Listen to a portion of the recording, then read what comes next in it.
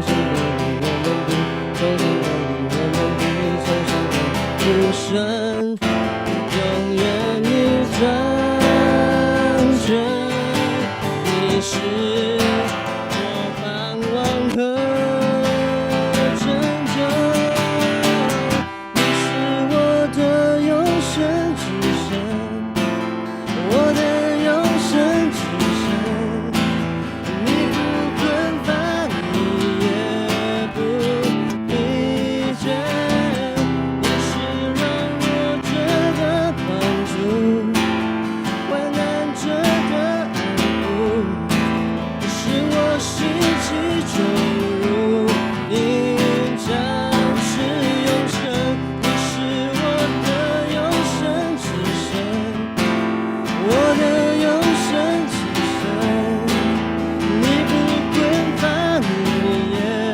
不疲倦，你是软弱者的帮助，患难者的安抚，使我兴起走入隐藏之。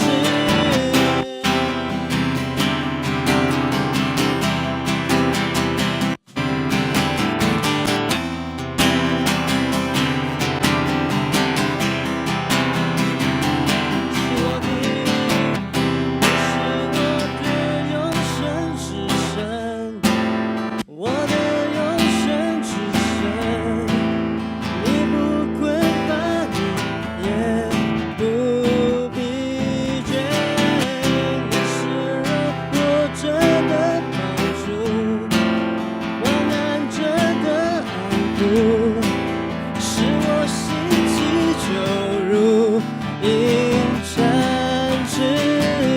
你是我的永生之神，我的永生之神，你不困乏，你也不疲倦，你是软弱者的帮助，患难者的安抚，使我兴起走入隐藏之。你是我的永生之神，我的永生之神，你不困乏，你也不疲倦。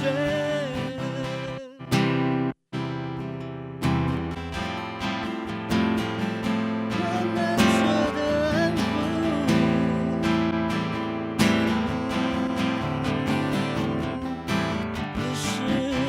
你是我的永生之神，我的永生之神，你不困乏，你也不疲倦，你是患难者的帮助，软弱者的安抚，使我兴起走入隐藏之。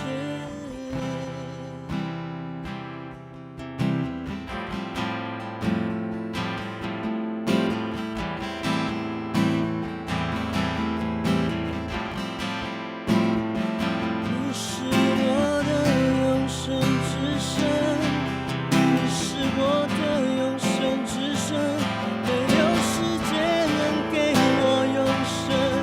你是我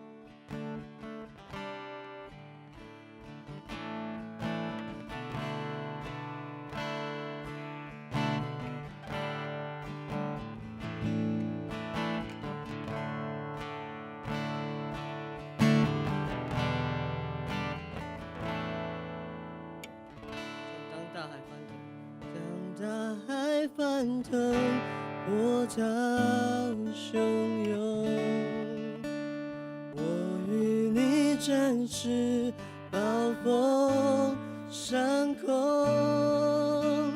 负你人作王在洪水中，我要安息，知你是神。当大海翻腾，波涛汹涌，我与你展翅暴风上空，负你人作王在洪水中，我要安息，知你是神。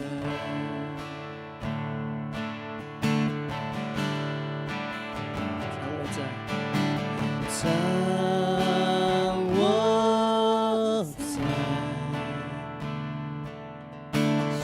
膀以下，遮盖我，在你大能手中。再唱几唱，我在。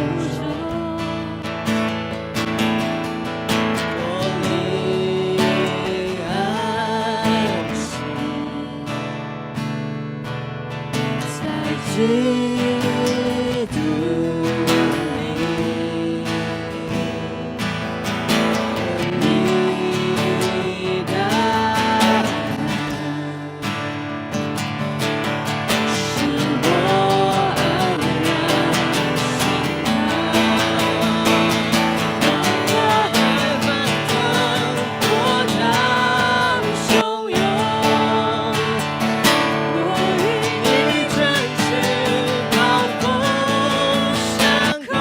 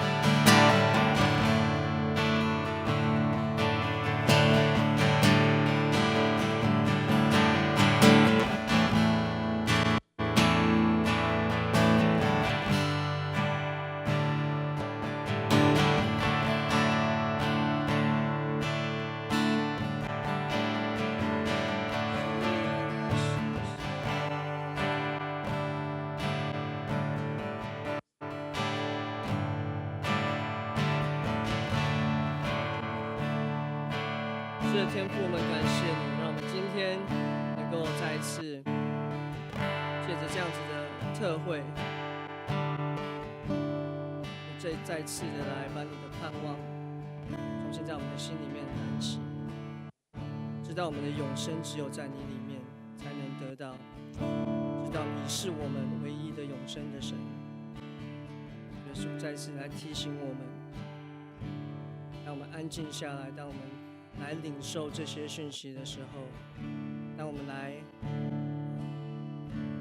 了解你的奥秘的时候，重新来开我们的眼睛，让我们认识你是我们的神，你是我们的神，你是我们的神。谢谢耶稣，这样祷告奉耶稣的名。我们谢谢 Impact 的敬拜团啊。好，大家请坐。不知道大家这个一点点时间有没有吃好休息好？我们时间非常的紧凑啊。Paul 刚刚讲完，现在还没来得喘口气，就要马上上来了。好，那再报告一下，这个大会的场地里面不能有任何的食物跟水，除非你有盖子的水。一般的杯子、食物都不要在这边吃喝。所以因为保持场地的干净这样，不好意思。所以如果你要吃东西什么的，请到隔壁的休息室。然后晚上还是会有祷告、心智祷告的服侍团队来为大家服侍。如果你需要的话，可以去外面来注册一下。晚上的时间会dinner time 会有这个服侍这样。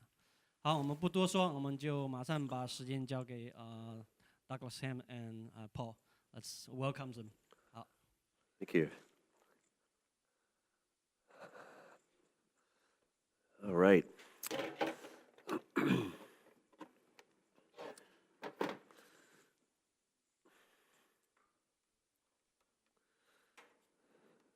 Well, we've seen the good news of what God has in store for us, so we have very good reason not to be enticed by the promises of the transhumanists, but we're going to now take a look at reasons why we should be concerned, because what is coming is a repeat of what has already been.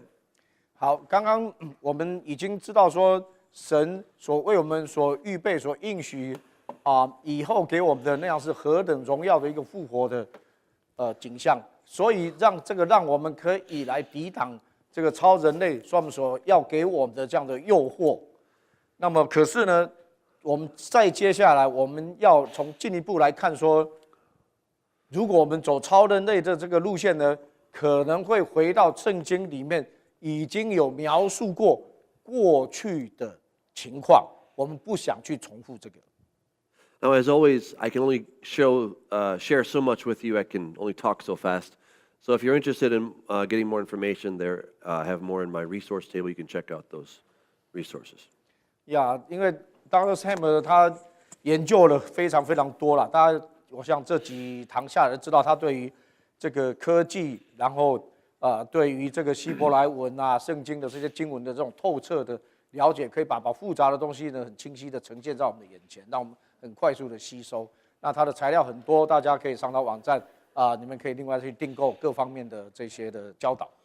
So one of the reasons that we're concerned is because Jesus said that as it was in the days of Noah, so it will be at the coming of the Son of Man.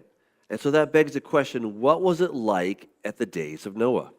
耶稣说挪亚的日子怎样，人子来的日子也怎样，所以就让我们很关切说，那到底诺亚的日子是怎样？ The evidence we're going to see is that it was a unanimous understanding that there were demon-human hybrids on the earth in the days of Noah. 然后我们接下来会看到说，其实在过去是有一种一致性的了解，说在过去诺亚的时代那时候，的确是有所谓的这个堕落的天使呢，跟人的女子交合，生出来这些邪恶的后代，这个的确是当时一致的了解。And so with that in mind, we have reason to be very suspicious that the transhumanist movement will not end well. 所以就因为对这样子的一个了解的做基础呢，我们就可以预测到说，这一个所谓超人类进化出来的结果呢，绝对不会是好的。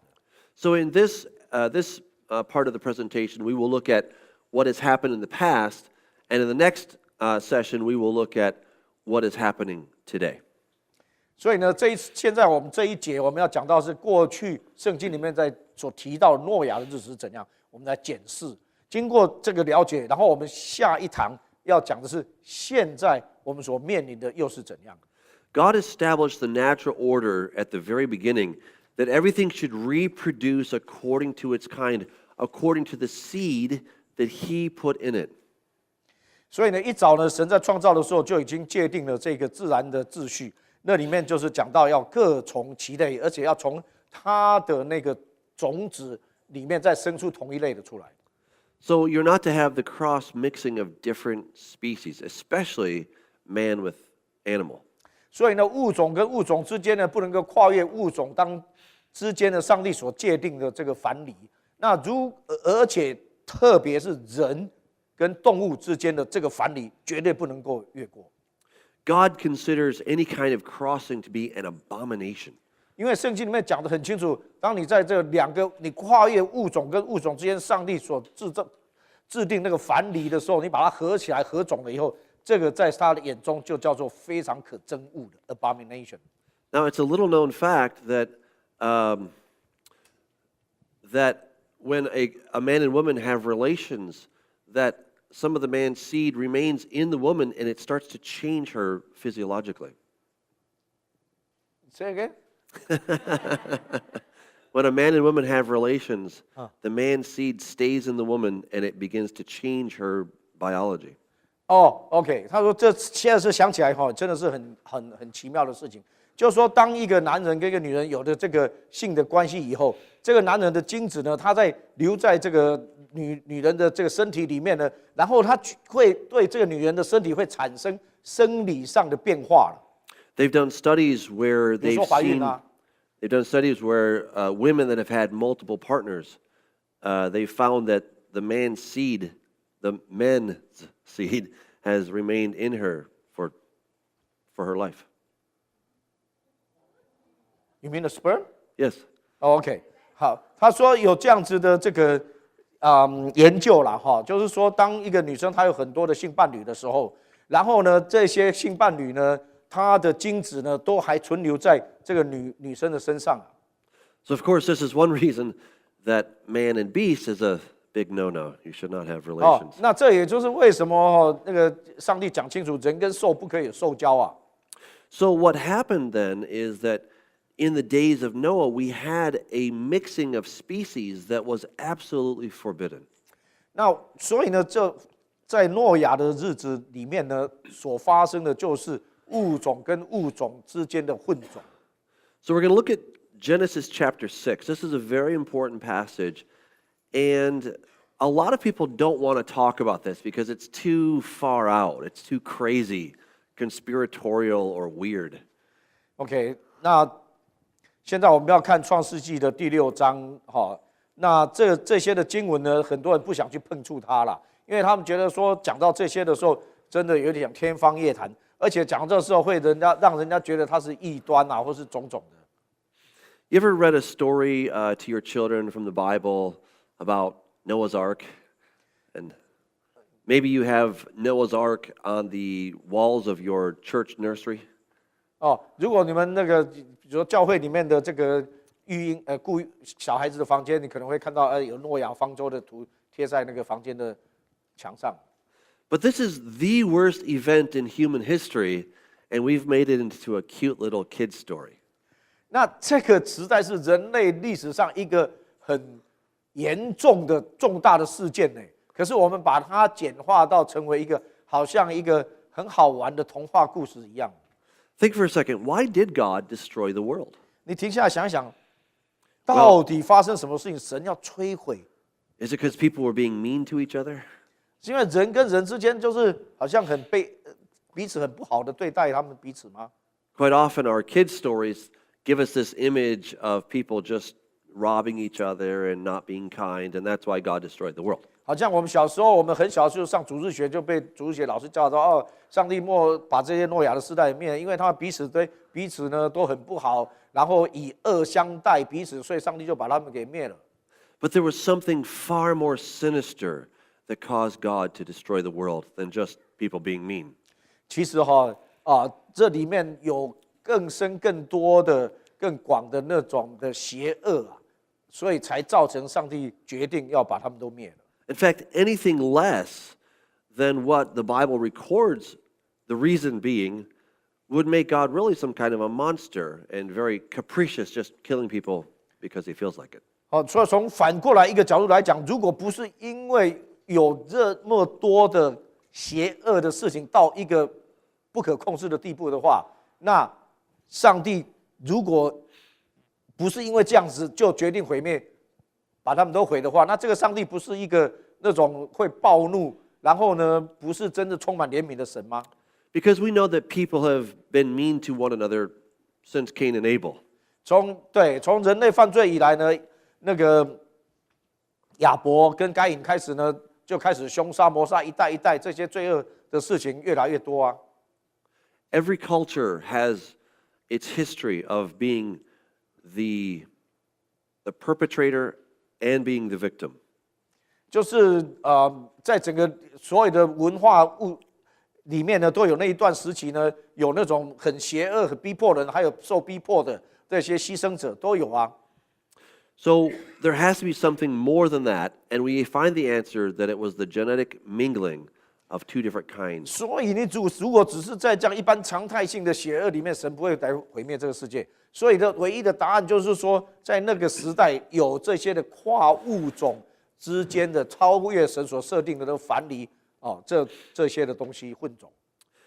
It says, when the humankind began to multiply on the face of the earth, and daughters were born to them, the sons of God, that is, B'nai HaElohim, saw that the daughters of humankind, Banot HaAdam, were beautiful.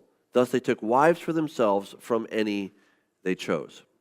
好，这里面就讲到说，当人在世上多起来，又生女儿的时候，那神的儿子们看见人的女儿美貌，就随意挑选娶来为妻。So the first thing to see is we have this phrase here, B'nai HaElohim, literally the sons of God. 这里面神的儿子们，照字义直接讲呢，就是 B'nai HaElohim， 就是神的儿子们。And it's contrasted with Banot HaAdam. 所以呢，那个他的直接的对照的言语呢，就是那个 Banot 就是女儿啦，然后 Ha 就是那个。In Hebrew, 然后那个Adam 就是那个亚当啊，那就是亚当的女儿。对照刚刚的那个本拉以那个儿子们，然后哈 Elohim 就是神的儿子们，这完全词对词是相对的。in Hebrew, the only way to say human is Ben Adam, literally son of Adam, or for a girl, Bat HaAdam. Of course, that would be a female version of Adam. 所以呢，在希伯来文呢，你要讲人类的话，你没有其他的字，你只能讲亚当的儿子这样子。那你要讲那个如果你要讲阴性的，妇女的阴性，那你就只能讲那个亚当的女儿这样子，用这样来讲的。So we are all sons of Adam, naturally born. We later can become sons of God through the rebirth. 所以呢，我们呢，就这个字义上来讲呢，我们是亚当的儿子，对不对？亚当的儿子，或是亚当的女儿嘛，人类嘛，然后呢，可是当我们在基督里面的新造，所谓的新造就是复活以后呢，我们是成为上帝的儿子，或是上帝的女儿。According to John 1:12, it says that all who believe in his name, he gave the right to become sons of God. 所以呢，就好约翰一书左右吧，还1章12节就讲到那个凡愿意接受他名的人，神就赐给他权柄做神的儿女。So what is a son of God? What constitutes someone as being a son of God? 所以要称为神的儿女，或者神的儿子，这是什么意思啊？ It is somebody who is a direct creation of God. 神的儿子这一句话的意思就是他是神直接创造的出来的。So you and I are not, when we're born, we're not direct creations of God. 我们被出生的时候呢，我们不是说被神直接创造出来出生的， We are indirect creations 我 of 们是 God, 间接的被神创造出来的。 and we are a procreation of Adam and Eve. 因为我们是亚当跟夏娃神的直接创造之后的生育出来的，所以我们是间接的创造，不是直接的创造出来的。 So when we look at the Old Testament, when it talks about a son of God, we have Adam. He was a son of God, according to Luke chapter 3. And then we also have the angels, because both Adam and the angels were direct creations of God. 所以为什么在路加福音要称亚当是上帝的儿子？因为那个亚当呢，没有人生他了，就是神直接给他创造出来的，所以他叫称为上帝的儿子。天使为什么也要称为神的儿子？因为呢，也是神直接创造，没有人去把天使生出来的。 So with the exception of Adam, there were no other humans who were sons of God. 所以呢，在所有的人类里面，除了亚当以外，没有人能够说用神的儿子这个字在他自己的身上。 So that's the first thing we see, is that there's this distinction between one group, the sons of God, and the other group, the daughters of Adam. 所以刚刚我们所读到的这个经文里面，就很清晰的两个对照的群组，一个叫神的儿子们，一个是叫做亚当或是人的女儿们，这完全相对的词组。 And we're told that this group, the sons of God, took wives from this group, the daughters of Adam, and they took wives from any they chose. 然后发生的事情就是，神的儿子们这个群组里面的，把人的女儿们这个群组里面随意娶来为妻。 Because of this action, God said, "My spirit will not remain in humankind indefinitely, since they are mortal. They will remain for 120 more years." 就是因为这件事情，所以神说，耶和华神就说，人既然是朽坏的，我的灵就不永远住在他们里面，他们还可多留120年。 And then we're told that the Nephilim, or the giants in some translations, were on the earth in those days, and also after this, when the sons of God were having sexual relations with the daughters of humankind, who gave birth to their children. 然后，而且经文还跟我们讲说，那个时候有这个涅法雷姆，这涅法雷姆这直接就要从 Nephilim 就把它翻过来，照音翻过来了哈。那有一些是把它翻译成巨人啦。那在地上，而且不只是那个时候，还有一个括号说后来也有，而且当神的儿子们，就刚刚讲那个群主，天使们跟亚当的女儿们，人类的女儿们产生性关系、交合、生子，然后他们所产生出来就是涅法雷姆。 Now, there are different estimates as to how many people were on the earth at that time, but we're about 1,500 years from creation, and people were living for hundreds of years, so there could have been billions of people on planet Earth. Some people say from 6 billion to maybe 17 billion, but let's just say we had as many as today, 7 billion people. That's a lot of people, and God destroyed everybody except 8 people. So how many years? Is it roughly? 1,500 roughly. 呀，所以大概你想想看从宇宙创造开始1500年的时间啦，那个时候的人呢都活好几百岁，然后呢不停的生儿育女，不停的生儿育女，所以呢你想想看，这样子的时间，全世界估计起来最少有50亿到70亿这么多的人口然后上帝要把这么多的人口这样给他灭了。 So this right here gives us the context as to why God decided to destroy the planet. 所以从这里面的提供了我们一个合理的一个内容，说为什么是什么原因促成了神决定要做这件事情。 After this destruction, God promised never to destroy the world again with water. 那这个以后呢，神承诺说，他应许说，以后他再也不会用洪水来毁灭这个世界。 We're told the next time he'll destroy it will be by fire. 但是呢，我们也被告知说，那下一次他要毁灭这世界，他是用火。 And that, of course, is going to happen at the second coming. 那当然呢，这是在耶稣再来的时候。 So again, something happened back in the days of Noah that was so terrible, God said, I've got to destroy it. And what we see is that these sons of God, who were angels, came down and they took women and they had relations with them. 所以呢，这个就是我们现在所看到的，就是当时呢，这些的天使们呢，他们下来跟神的女子交合生子，所以造成了这样的邪恶的时代，然后神才要毁灭。So we have some different evidence of the sons of God. We see this phrase appear 10 times in the New King James, twice in Genesis, 3 times in the book of Job, and 5 times in the New Testament. 好，那我们好好研究一下神的儿子们这个片语，在圣经里面总共出现了10次，然后有2次在创世纪的第6章，3次在约伯记，5次在新约里面。In Job 1:6 it says, Now there was a day when the sons of God, that is, B'nai HaElohim, came to present themselves before the Lord, and Satan also came among them. 约伯记第1章第6节就说，有一天神的众子，然后来侍立在耶和华面前，撒旦也来在其中。I've given the Greek here because the Greek is a translation, but it's also an interpretation done by Alexandrian Jews of the Hebrew text. That's the Septuagint. Yes.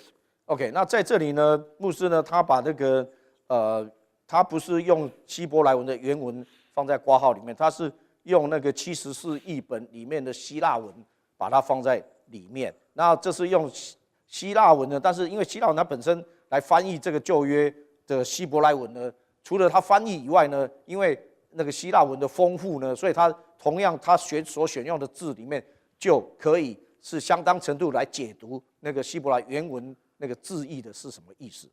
Instead of translating this as sons of God, the Alexandrian Jews translated this as euangelu, which means the angels. 所以说呢，在这个他们在当初的这个埃及的亚历山大的这些的学者们，他们在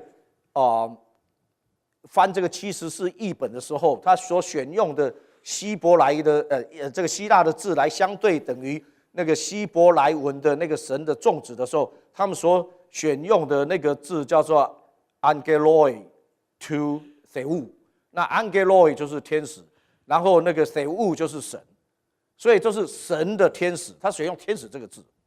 So what do they believe these sons of God to be? They believe them to be angels. 所以呢，在希伯来文的里面，那个 B'nai HaElohim 神的儿子们，到的这个74译本的那个希腊文里面，就直接在他们的了解里面，就把它翻成了神的天使 Angeloi， 就是 angels。In Job 38, God asked the question to Job, where were you when the morning stars sang together and all the sons of God shouted for joy? 同样在约伯记38章的时候，神呢问约伯这个问题啊，说当时我创造的时候，晨星一同歌唱，然后神的众子也都欢呼。那个时候你约伯在哪里呢？ So these sons of God are not people. They are a different kind of being, which we call angel. 所以这样子了解下来呢，我们从这些不同的层面就可以确定说，神的儿子们这个词的确不是在讲人，而是在讲天使。So there are 3 basic views of what these sons of God are in the Old Testament. 所以关于神的儿子们呢，到底怎么来解读它呢？在旧约里面，那这里面有3个不同观点。One is that they were angels, the other is that they are from Seth's line, and the third is that they were powerful tyrants. OK， 有3种。第一个我们刚刚就讲过是天使。第二个呢，他们一种讲法说，那不是，那是人啊，他们指的是赛特的子孙啊。然后人的女儿们呢，应该是指该隐的后裔，就是这样子。然后另外一种解释呢，说第3种说神的儿子们是指这个勇武的霸王。I take the first position that these were not human, they were some type of angel, and they took on some kind of physical form.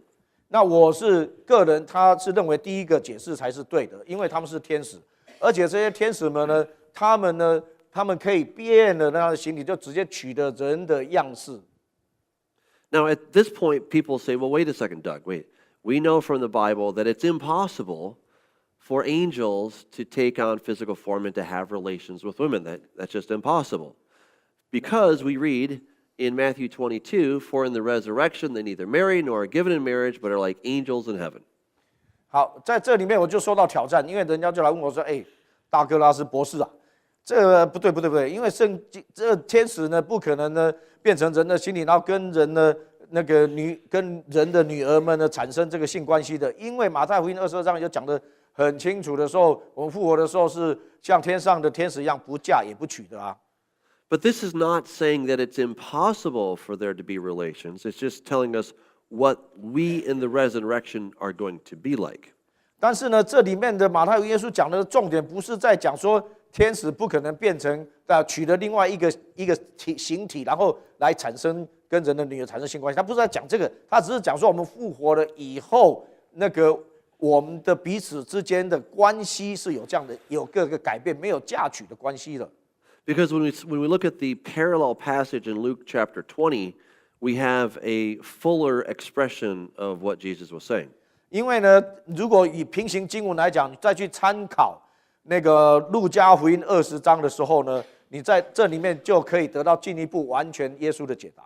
The Sadducees came to Jesus and they were trying to trick him with a question about a woman who was married, her husband died, and then she married all of the 7 brothers, and then they all died. In heaven, whose wife is she going to be? That was the trick question. 那个时候呢，就是那个撒都该人呢，他们用的一个问题呢，设下这个陷阱，要来问耶稣。那就说有一个人呢，他娶了一个太太，然后这个人先死了，死了以后呢，他又嫁给他的兄弟，然后那兄弟也死了，这样一直重复的发生，到最后7个兄弟全死了。那他7个也都嫁完了，7个也全死了。He says that you understand neither the word nor the power of God. 然后以后，而且撒都该人说，那以后复活的时候，他到底算这7个里面的哪一个妻子呢？所以耶稣那时候回答就说：你们错了，你们既不懂得圣经，你们也不晓得神的大能。Jesus said, "But those who are considered worthy to attain to that age and to the resurrection from the dead, neither marry nor are given in marriage, for they cannot die anymore, because they are equal to angels and are sons of God, being sons of the resurrection." 然后呢，这耶稣就讲说，这些算为配得承受那个未来的国的，还有配得那个荣耀的，这些呢，当他复活的以后呢，他既复活了以后，就好像那个成为那个天使一样，不会死的复活，不会再死的那个身体。So Jesus is answering the foolish question of the Sadducees and saying that they don't understand God's program. 所以呢，圣经耶稣呢就这样子来直接回答他们这个，用刚刚的内容来直接来回答这个问题。That woman is not going to be anyone's wife in the age to come. 就是说，这个女儿呢，在这个来世的时候呢，大家都复活的时候，她不是这7个里面的任何一个的太太。We also learned that if you want to have kids, now is the time to do it. 所以呢，你如果想要有小孩，你现在赶快有小孩吧。Because in the resurrection, you won't be having kids. 因为当复活了以后呢，就没有嫁娶关系了，而且你也不会再生小孩了。People will not marry nor be given in marriage, and the question is why? The answer is because, for they cannot die anymore. 这个就是说，为什么他复活了以后呢？复活了以后也不嫁也不娶，那因为既然也不嫁也不娶，就不能再产生后代了。那为什么是这样子呢？因为他们复活以后就不会再死了。Certainly, one important reason for reproduction is because we keep dying. 那其中一个，我们要不断的有小孩，一代一代繁衍下去，因为我们这一代会死啊。If we didn't have reproduction in 100 years, everybody would be dead. 如果说没有这样子不停的一代一代繁衍下代，结婚生子的话，100年以后大家全死光了，地球上都没人了。And it's not that way with angels. They don't have to reproduce because they don't die. 那所以就好像天使一样啊，天使他们不会死的啊，所以呢，他们不会就彼此结婚产生后代啦，因为他们不会死的，没有这个需要。So we're told that we're not going to die. Why won't we die? Because we will be equal or like the angels as sons of God and sons of the resurrection. 所以这就是因为这样，当我们复活了以后，我们就好像天使一样，不会死的，因为得着这不会死的身体。那既然呢，这不会死的身体，我们就得那个时候是叫做神的儿子们。也就是神的儿子们的。那而且这个神的既然称为神的儿子们，就是叫做复活之子。那既然是复活之子，就不会死了，因为不会再死一次了啦。复活以后就永远不会死了。So we have to understand that there is a difference between having a need to do something and having the ability to do something. 所以这里面的重点就是说，你有没有需要来做这件事情，还是说你有没有能力来做这件事情？这两个不同的问题啊。Before Adam and Eve sinned, they had the ability, the pleasure of eating, but they didn't have the need to eat. 比如说亚当夏娃他们还没有犯罪以前啊，他们可以有吃喝的乐趣， So 为了好吃来吃啊。但是呢，他们没有吃的需要，因为他不吃也不会死。So the angels have no need to reproduce, but they seem to have the ability to do so. 所以呢，天使们他们没有在繁衍后代的需要，但是不代表说他们没有繁衍他们的后代的能力。So Jesus is not talking about the ability to pass on seed when he discusses angels. 所以根据这样子的对照的耶稣的这个回答呢，我们这样完整的了解他这回答的，并不是在讲说他们没有那个能力，而是讲说复活了以后的情况，因为没有需要，跟天使一样，不会再结婚生子了，所以没有嫁娶。Now, a very important principle that we use in understanding what a portion of Scripture means is to compare it to another portion of Scripture. 所以呢，当有一个很重要的方式可以来检验我们对圣经的某一些经文的了解，对不对？就是用另外的一些的经文来佐证它。But you understand this is not a logical fallacy. We're not using the Bible to prove itself. 所以呢，这个不是 logical fallacy。 Yes, logical fallacy.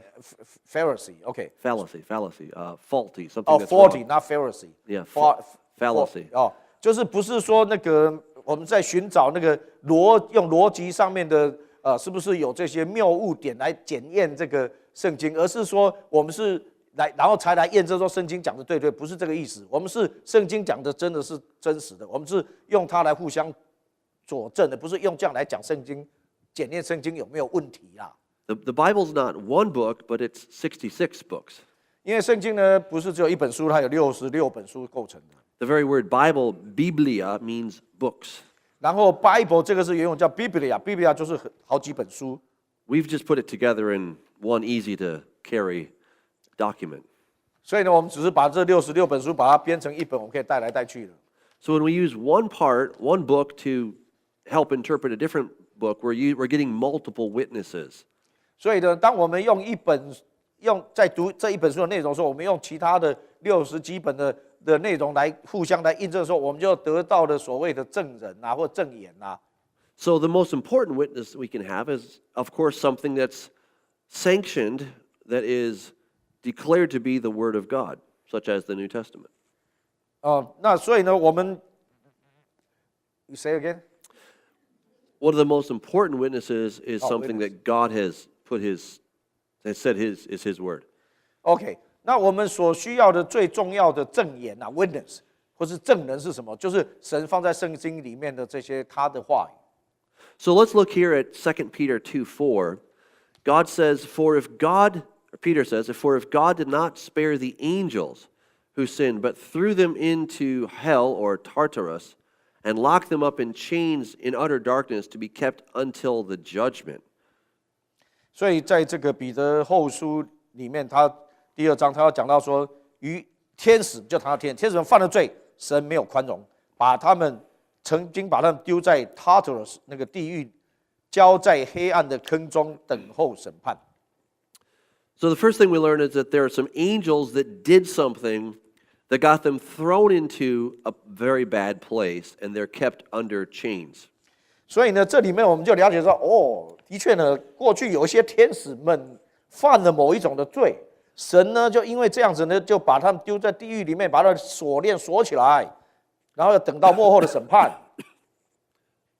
This word here, tartarosas, it's translated hell, but that's probably not the best translation. 然后呢，我们的中文里面呢 ，Tartarosa 这个希腊字把它翻译成地狱呢，其实不是很恰当的。In Greek thought, there was the place of the dead called Hades. 在希腊的他们的观念里面呢，有一个地方叫黑底，那所有的死人呢都到黑底那里去。But there were different levels to Hades. 但是那个黑底呢，就有点像我们说的18层地狱啦，还有很多层啊。And the deepest and worst part of Hades was called Tartarus.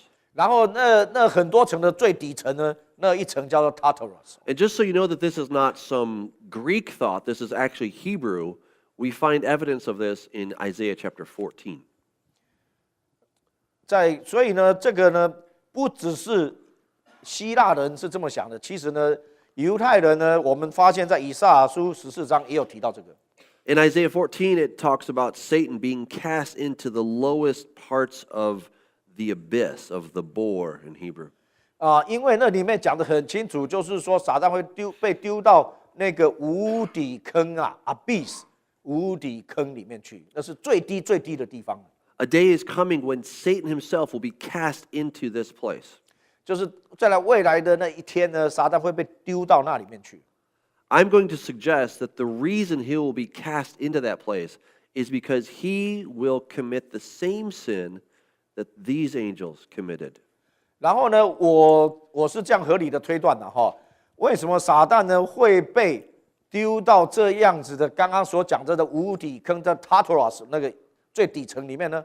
因为他所犯的呢是跟当初这些天使们所犯的一样，所以所受的刑罚也是一样。You can read about that in Revelation chapter 20, where an angel takes a chain and chains Satan and throws him into the abyss for 1,000 years. 在启示录的20章，你们自己去看哈，那时候就讲到，天使们呢用链条把撒旦给锁链起来，然后就把他丢到无底坑里面，这个就相等于这个 Tartarus。The other thing to understand is that it wasn't all of the bad angels who were put into Tartarus, only a small group of them. 然后呢，不是所有的堕落的天使、坏的天使，全部都集体性被丢到这个 Tartarus 里面去，只有某一个部分被丢进去。Okay, so what did they do? That's the big question. 好，那这个问题就来，那到底他做了什么呢？ Well, we have more clues in the text. We're told if he did not spare the ancient world, but did protect Noah. So that gives us the time frame when this happened. OK， 所以呢，这里面呢，你要了解他做了什么呢？圣经里面有提到，因为呢，彼得后书里面这里面讲到说，神也没有宽容上古的世代，叫洪水临到那无神的世代，却保护了传义到了诺亚一家8口。这就给我们的线索了。所以说，这个天使们是什么时候犯的罪呢？是在诺亚的那个时代啊。This is then compared with what happened at Sodom and Gomorrah when he condemned them to destruction. 而且呢，就这个诺亚世代里面，天使里面所做的，又来对照在索多玛、蛾摩拉的那个时代，天使所做的，这两个又是一个对照。And then he says, especially those who indulge their fleshly desires and who despise authority. At the very end there. Yeah, okay. I'm trying to find a word here. Okay. Here. I can't help you. Yeah. 现在这个，How come I don't find a word here? Okay. 啊，像这哈。放纵情欲。好，那到底他们所做的有什么？这两个世代，这两个情况里面的堕落天使，他们所做的有什么同样的 ？OK， 就这里面就是他们放纵情欲、肉欲，然后轻慢权柄。So we often think of Satan and demons as just rebellious, and they are, and that they can do anything that they want. But that's not really the case. 所以以前我们以为说，这个撒旦呢他也是大有能力，这多天使大有能力，然后呢，他们想要做什么就可以做什么，其实不是的。Think about Satan when he had a discussion with God about Job. 你想想看，当这个撒旦跟上帝呢在讨论关于约伯的事情的时候 You see, God said, "Okay, you can touch Job's skin, but don't you kill him." 比如说神就跟他限制说，你可以碰他的皮跟肉，但是你不可以伤他的骨。So Satan was very careful to not transgress the commandment that God had given. 所以呢，这个撒旦呢也就很清楚的服从这个神所已经设下来的这个界限，他也不敢跨越过去啊。We know that Satan is in rebellion to God and he doesn't like God's kingdom, but he's very careful not to violate certain rules. 但我们知道说撒旦呢，他是反叛神的啊，他也不喜欢神的这个国度啊。可是呢，撒旦他还在某一种程度里面，他很小心的神所规定下来那个界限，他还很小心的不敢犯过去。So these angels who sinned, they got thrown into this place called Tartarus in the time of the ancient world, in the time of Noah, and of course in Sodom and Gomorrah. That's also an important clue. 所以呢，你看看刚刚讲的这些事情，它发生在两个，一个在上古的世代，那个上古的世代就是诺亚那个世代，还有一个比较近的世代，那个近的世代就是索多玛、蛾摩拉的世代。然后呢，这两个世代他们所做的，这多的天使们所做的事情都是类似的。So let's look at the next text here to see, to get some more clues. As we're thinking about this, consider in Genesis chapter 19 when we have the two angels that went to Sodom, and what did the men there want to do? They wanted to sodomize them. Okay, we have a word that's created from that. They wanted to have illicit relationships with them, and that was one of the reasons that Sodom and Gomorrah was destroyed. 好，在创世纪19章的时候，大家还记得记载有两个天使啊，这两个天使进到索多玛的时候，那这些的合成的索多玛合成的都要来 sodomize 他们，用这个字 sodomize， 为了这才被创造出来 sodomize 他们，就是要跟他们男的跟男的要行淫啊 sodomize 他们。So in the book of Jude, we see a very similar story.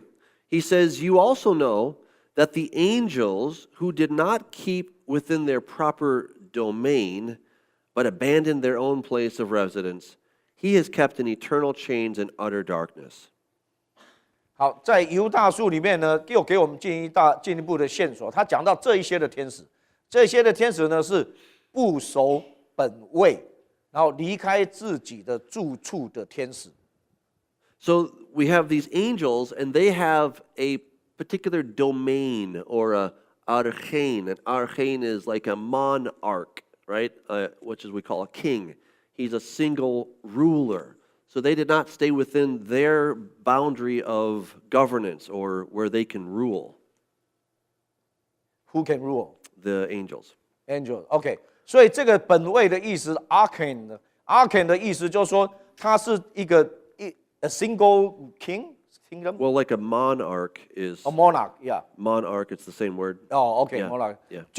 就是好像说他们自己所管辖的那个区域啊，这就是讲到这个 arcane， 他那个本位就是离开他们自己所管辖的那个区域啊，就是这个意思。OK。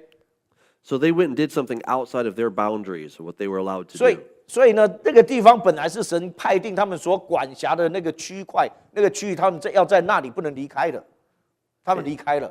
And then they abandoned their own place of residence or their own eukaterion, which is their own habitation. 然后呢，另外呢，他们第二件事情就是离开他们自己的居所或者是住处。In 2 Corinthians 5:2, Paul says that we long to put off this earthly tent and to be clothed with a heavenly habitation. Same Greek word that he's using. 然后呢，在那个保罗他也讲到说，我们呢在盼望那个脱离这个地上的帐篷，然后来以后呢能够承受天上永恒的那个房屋啊，他那个帐篷那个就也是同样用这刚刚所谓的那个住处那个叫做Eukaterion. Eukaterion. Okay. So we know from the last session that we're going to put off this earthly habitation and we'll put on a new heavenly habitation. 所以刚刚讲那个住处这个 habitation 就是可以讲的就是身体啦。OK， 那因为保罗就用同样的字，所以说我们在地上的那个 habitation， 地上的帐篷就指的这个身体 ，OK， 一样的意思 ，OK， 那我们这个东西会败坏掉的，所以我们要等候从天上来的永存的房屋。我们那个房屋跟帐篷是对比，就是复活以后是不会败坏，而且那个房屋是神所建造的，复活荣耀的身体，所以是不同的身体。In some way, these angels were able to do just the opposite. They were able to put off their heavenly habitation and put on some kind of an earthly habitation. 所以这样同样的这个字里面呢，加上保罗那个经文的了解呢，所以我们就反过来推这个呢，就说哦，原来这些天使们他们离开自己的 habitation， 离开他们自己的比较高的这个属灵的灵体，比较荣耀的这样灵体，他somehow他有办法离开那个，然后取了一个比较低下的属地的这个形体，就跟保罗所想象所要的相反啊。保罗说要脱离这个，要得着那个，那是他们是脱离那个来变成地下这个，让大家知道哦。The penalty for doing that is that they got put into eternal chains and utter darkness, locked up in Tartarus until the judgment of the great day. 那这些天使们，他们这样做所得到的结果是什么？就是主用永远的锁链把他们拘留，关在那个黑暗里面。那个黑暗里面呢，也是 Tartarus。In Revelation chapter 9, we read about a star that falls from heaven that has the key to the bottomless pit, and it opens it up, and really scary creatures come out of that place. 所以在启示录19 Chapter 9.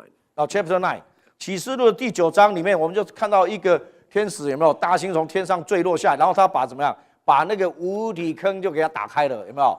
然后无底坑打开以后，就冒出来了一堆很恐怖的东西出来。I believe that the ones that come out of the abyss in Revelation chapter 9 are the same ones that were put in here back in the days of Noah. 所以呢，我个人相信说，照这个经文的解读呢，在启示录的第9章呢，那个有一个天使下来，把这无底坑的钥匙给打开了。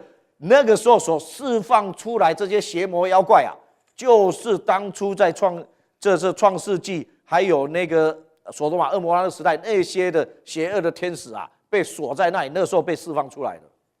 So now we're given a comparison. This word host means as. So as or like, so also Sodom and Gomorrah and the neighboring towns, since they indulged in sexual immorality. 然后呢，这里面呢，也同样又一次提到那个所多玛跟恶摩拉。然后这里面他提到他所多玛恶摩拉所用的字叫做 host 呢就是好像 such as。那所以这两个就是说他们所做的事情，所多玛恶摩拉跟周围城邑的事情，他们所做的又跟这些天使们也是一样的。So what Sodom and Gomorrah did says they indulged in sexual immorality and pursued unnatural desire, which is sarkos heteros, which literally means other flesh, in a way similar to these. The Greek word here is tutus, and it's masculine and it's plural, and so this is why the New English translation has supplied the word angels.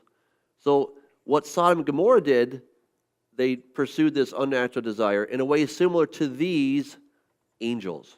所以呢，在这一段经文里面呢，所多玛、恶摩拉呢，他们这些跟周围城邑人，他们所做的事情是放纵情欲。这放纵到一个地步是什么？追求逆性的情欲。那这个逆性的这个情欲里面，那个讲的是 heteros 的那个 heteros 是完全不一样的，他们是跟他们自己的身体不一样，不同种类的，这么说吧。然后呢，跟这一些的天使所做的是一样的。那这些的天使呢，是在这个原文里面呢，希腊文里面就直接用天使来代表，而且呢，它是用那个阳性的词，然后用复数的阳性复数的词。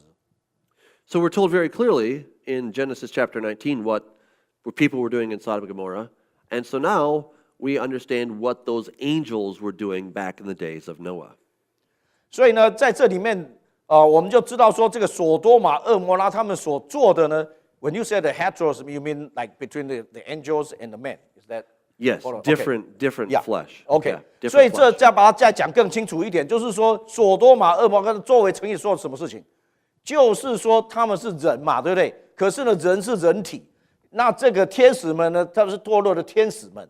OK， 所以再怎么样是不同的体 ，different flesh， 不同的肉体啦。所以这边才用 heteros， 就完全不一样的、不同种的。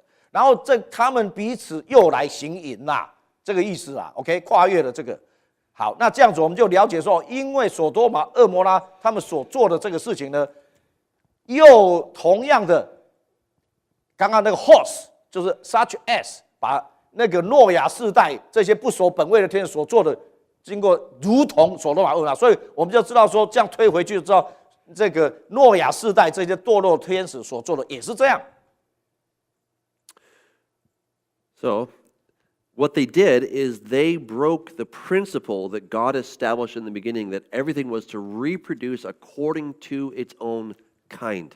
所以他们这样子呢，就跨越了上帝所在创世的时候所设下的物种跟物种之间不可以有互相结合，然后去产生下一代，跨越这物种的反理，他们就违反了这个。That means that cows reproduce with cows, cats reproduce with cats, people reproduce with people. 所以呢，简单的讲的是，狗呢就只能生狗，猫呢就是生猫，老鼠生的呢就是生老鼠，人生的就是人，就不能跨越。It's basic, right? I mean, 这很基本的概念嘛，吼。should be basic, but it's not always. So, according to the ancient interpretation, this was the unanimous interpretation, was that you had fallen angels mating with women and creating a hybrid race. 所以呢，这个在从古代以来呢，这些希伯来人呢，他们也是这样子来解读的。好，就是这个堕落的天使们跟人的女子交合生子，而且他们是彼此跨越了不同的物种。So we see Athenagoras. He says, "These angels then who have fallen from heaven and haunt the air and the earth, and are no longer able to rise to heavenly things, and the souls of the giants, which are the demons who wander about the world." So this is in relation to what we just read. 好，那这里面呢，就讲一下创世纪的次经啦，哈。那这里面的，就是他们在这里面有写到，就是说，我的心想说，这是守望者 （watchers），watchers 就讲到就是那些 angels 啦，哈，是从圣天使所受孕的。那这是属巨人的，我的心因而忧愁。然后拉麦转向我的妻子，毕得纳斯说，指着神对我起誓，伟大的上帝，众天之王，我对着你起誓，这种种子怀孕和果实是从拉麦的，不是来自陌生人、守望者或天使。所以，我们从这里面就有看到一些端倪，说，在古代的文献里面就有这样子的说法了。And another church father, Commodianus, about 240 AD, he said, "When God Almighty, to beautify the nature of the world, willed that earth should be visited by angels, when they were sent down, they despised his laws. Such was the beauty of women that it turned them aside, so that, being contaminated, they could not return to heaven. Rebels from God, they uttered words against him." That is, they blasphemed, which we see in the book of Revelation. "Then the highest uttered his judgment against them, and from their seed, their sperm, giants are said to have been born." 好，那这里面呢，就讲到这个古代的教父啊，公元240年的时候 ，Commodianus 他所讲的，当全能的上帝为了美化地球的本质，差遣天使来地拜访，但是天使们违背了神的律法，因为看到人的女子们的美貌，让他们离开神而去。当他们污秽了自己，就无法回到天上，背叛了神。他们用话语亵渎他，那时至高者就让审判临到他们。之后，从他们而来的后裔，后裔呢，讲的就是那个 sperm 精子，后裔。从他们后来的后裔巨人就产生了。So then we also want to look at some of the Jewish sources. They're not Christian, but they were written either a century or two before and after Jesus, and they talk about the sons of God as fallen angels. We find this in different texts such as Enoch, the Tales of the Patriarchs, Philo, the Aramaic Targumim, Josephus, and others. And they consistently accepted the interpretation that fallen angels were capable of producing offspring and therefore had some kind of genetic seed to pass on. 所以呢，从这个我们现在来，我们说引述的呢，不见得是犹太的基督徒里面所写的 ，OK， 但是他们是在比如说耶稣出生的出生的前后100-200年的时间，他们所写的这些的文件也相当程度反映他们对于那个旧约圣经的了解。那这里面呢，都就是有包括几个有名的人物，就刚刚他所提到的，那比如说斐洛啦，还有那个比如说这个包括约瑟夫 Josephus is that the historian? Yes. OK， 好，包括那个犹大史学家约瑟夫他写的犹太古史论里面也是有讲到，都是让神的天使们伴随着女人生了行为不义的儿子们。In the Genesis Apocryphon found among the Dead Sea Scrolls, we read of this comment. 然后在那个死海古卷啊，里面有找到的那个创世纪的次经啊。This man Lamech is concerned that his wife is pregnant by virtue of the fallen angels. 因为在里面讲到说那个拉麦啊，那个拉麦呢，那时候他怀疑说他的妻子怀孕，那这个怀孕的到底是从他而来的，还是从堕落的天使而来的？ He says, I thought in my heart that the conception was the work of the watchers. The watchers would be the angels. 所以呢，因为他这个在死海古卷找到的这个古文献，他就在想说，那个时候拉麦的就是心里面是在想说，他应该是从那个天使所受的孕啊，是属巨人的，所以他拉麦的心里就很忧愁。The pregnancy of the holy ones, and it belonged to the giants. And my heart was upset by this. I, Lamech, turned to my wife Bitanosh and said, Swear to me by the Most High, great Lord. And she says, I swear to you by the great Holy One, the King of the heavens, that this seed, pregnancy, and planting of fruit comes from you and not a stranger, watcher, or son of the heaven. 好，所以在这里呢，拉麦呢，因为有这样子的起的这个疑心呐，他就问他的妻子，然后叫他的妻子说：“你要对我来起誓发誓。”然后这个，所以呢，那个拉麦的妻子毕得纳斯呢，就转向拉麦，就跟他讲说：“好，我就指着神对这个拉麦起誓了。然后伟大的上帝，众天之王，我对你起誓，这个种子我所怀孕的这个果实呢，是从拉麦来的，也不是从沃生，也不是从天上守望者，或者是 Son of God， 就是天使而来的。” So just for reference, in Daniel 4:13, it talks about the watchers. 然后呢，但以理书的4章19节呢，的确有讲到 watchers 这个字，守望者。Those are fallen angels, or those are good angels, excuse me. 那这个守望者呢，是好的天使。Then we read another fragment from Qumran is the book of Giants, and it's obviously fragmented. We don't have the complete scroll; it was damaged. 那个死海困难古卷里面呢，还有一个巨人论，但是这个呢，因为那个找到书卷的时候，那个只是零零散散的一部分呢，不是完整的。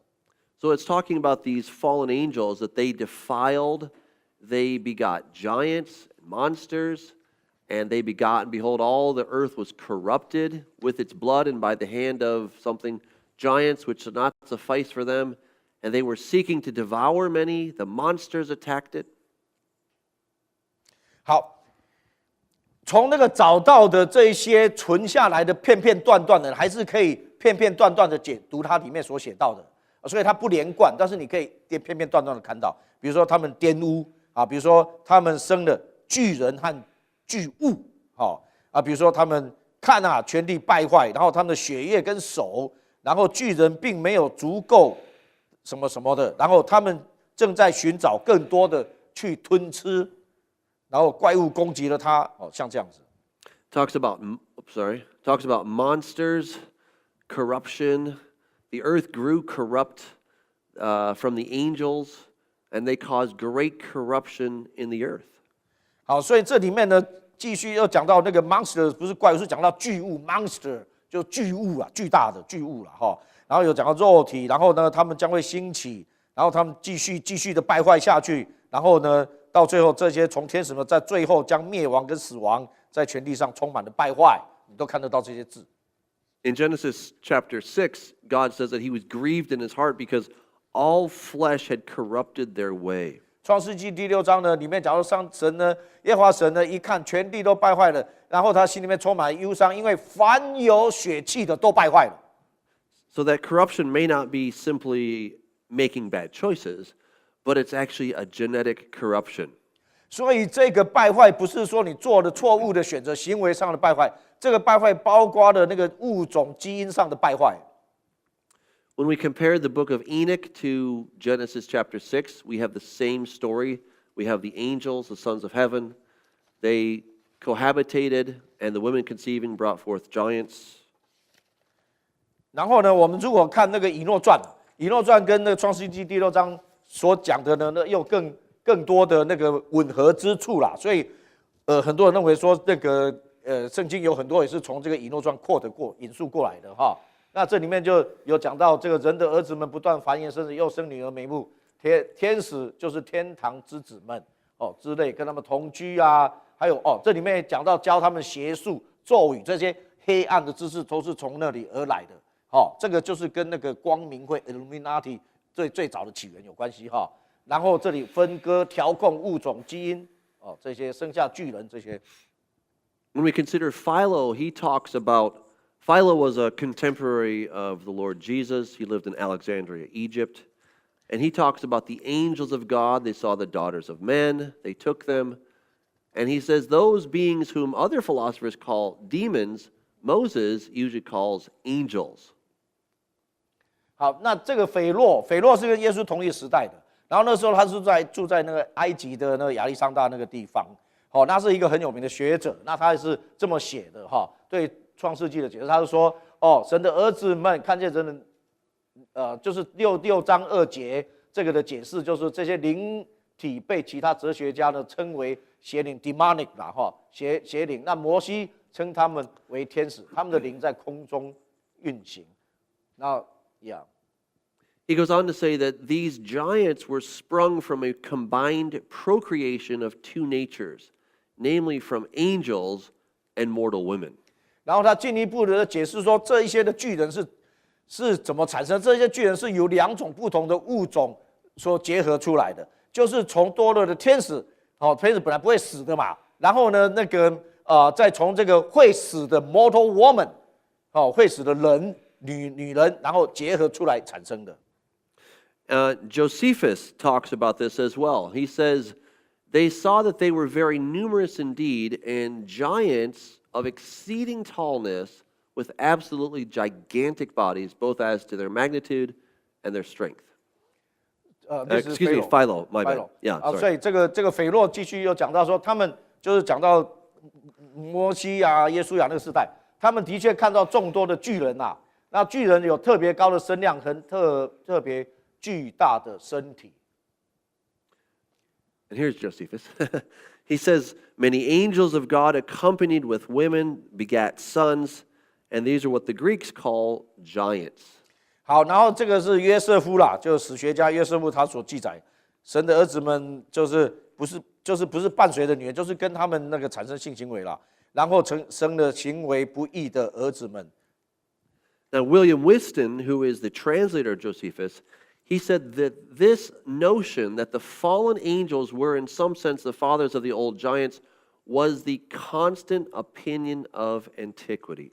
Everybody thought that. 所以呢，这个威廉惠斯顿这个犹太古史记的翻译者，他那时候教到他的注解，就直接就写说这个概念，就上面这个概念，堕落的天使们在某种意义上是巨人的父亲，是过去古史里面是一致的观点的。Now, there's another theory. It's called the sons of Seth and daughters of Cain theory. 好，现在我们讲第二种的那个理论，说不是啦，那个那些神的儿子们是赛特的儿子，然后他们所生的是跟该隐的女儿，所以神的儿子们是指的是赛特的儿子们，然后呢，人的女子们指的是该隐的女儿们。This was popularized by Augustine of Hippo. 这个呢是由奥古斯丁他所创造的理论。What he did is he just said, no, it wasn't angels, it was the sons of Seth. 然后呢，他就凭空就创造这个理论出来，不是天使的，那个是那个赛特的儿子，就是叫做神的儿子们。Everyone's welcome to say whatever they want about the Bible, but you still need to prove it. 然后呢，每一个人你都因为言论自由嘛，你要怎么讲都可以啊。那问题是你要举证出来，在圣经里面的经文呢在哪里啊？ He says God's holy angels could not fall in such fashion before the flood. Hence, by the sons of God are to be understood the sons of Seth, who were good, while the daughters of men, the scripture designates those who sprang from the race of Cain, of course, were bad. 好，这是根据那个奥古斯丁那个的上帝之神跟基督教教义里面的记载了哈。那他就讲说，他个人认为，就是这个圣天使们不可能在洪水之前犯这些的过错，这样子来堕落。因此呢，他自己就认为说，天主的儿子，意思就是指赛特的子孙都是善人。然后呢，至于出于该隐支派的女儿呢，圣经称他们为人的女儿。If the term sons of God refers to sons of Seth, like he suggests, then where do we see that in the text? 那如果他这种的说法是很对的，那为什么我们在那个圣经里面找不到这样的支持的经文呢？ Now, John Calvin had a very similar interpretation. He's basically parroting what Augustine said. 然后呢，加尔文呢，他要继续的刚刚的奥古斯丁的这样子的方式，他照样的来这样子讲。Calvin says that ancient figment concerning the intercourse of angels with women is abundantly refuted by its own absurdity. It is surprising that learned men should formerly have been fascinated by ravings so gross and prodigious. 然后他只是说，哇，他说这样子的古老的这种传闻啊，这荒谬，而且很恶心。那为什么有这些学者会愿意来相信这些？这实在是令人惊讶。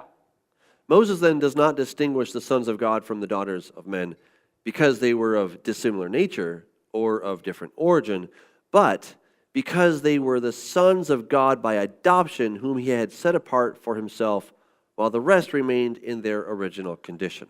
然后继续他就写说，摩西啊，在写创世纪的时候啊，他不是用说他们的本性跟起源的不同来区分说，那谁是属于神的儿子们这一群，或是人的女儿们这一群，他这是以那个他们是否被神来得着，有神儿子的名分来区分的。他说摩西在写的时候是这样写的。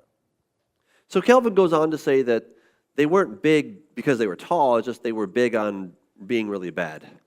所以呢，他就继续必须要解释声量的问题啊。所以那个加尔文就继续解说，那个摩西所写的声量巨大，那些的高啊，这些不是因为说他们是巨人，只是他们比较高。They get the idea about the sons of Seth from Genesis 4:26. Genesis 4:26. And so we'll take a look at that, and we're going to see what does it actually say in Genesis 4:26. Does it talk about the sons of Seth being the sons of God? It doesn't.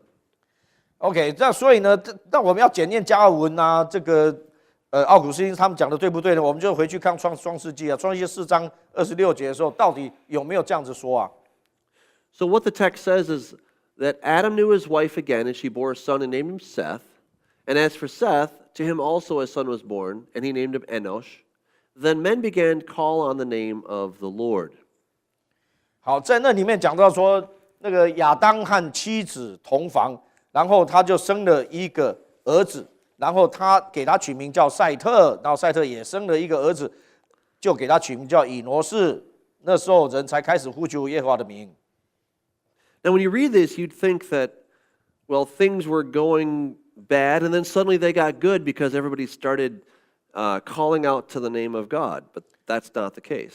然后照这个逻辑的推，如果是照这样子字面的翻译，你在逻辑上的想法是变成说，那个从亚当下来呢，然后一代一代败坏了，突然之间呢情况又转好了，因为忽然之间呢，这个赛特开始那个时代的时候呢，人又开始要来呼求神的名的，一下子又转好了。I'm not sure where this interpretation came from, and of course I don't know what it says in Chinese.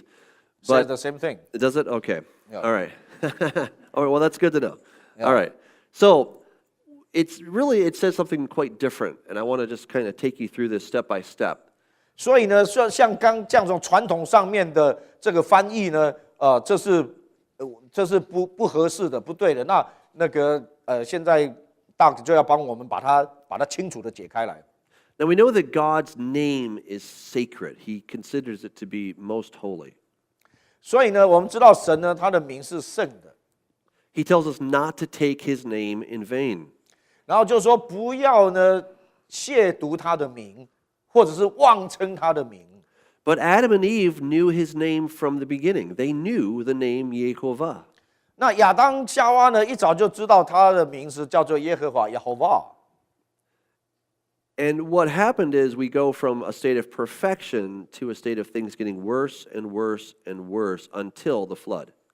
所以呢，这个整个世代到亚当的世代，一直到挪亚的世代呢，这个其实每一个世代的情况是一代比一代更糟糕，一代比另外，一直到诺亚的世代已经恶劣到不可收拾的情况才被毁灭的。所以他没有说突然到哪一天突然转好了。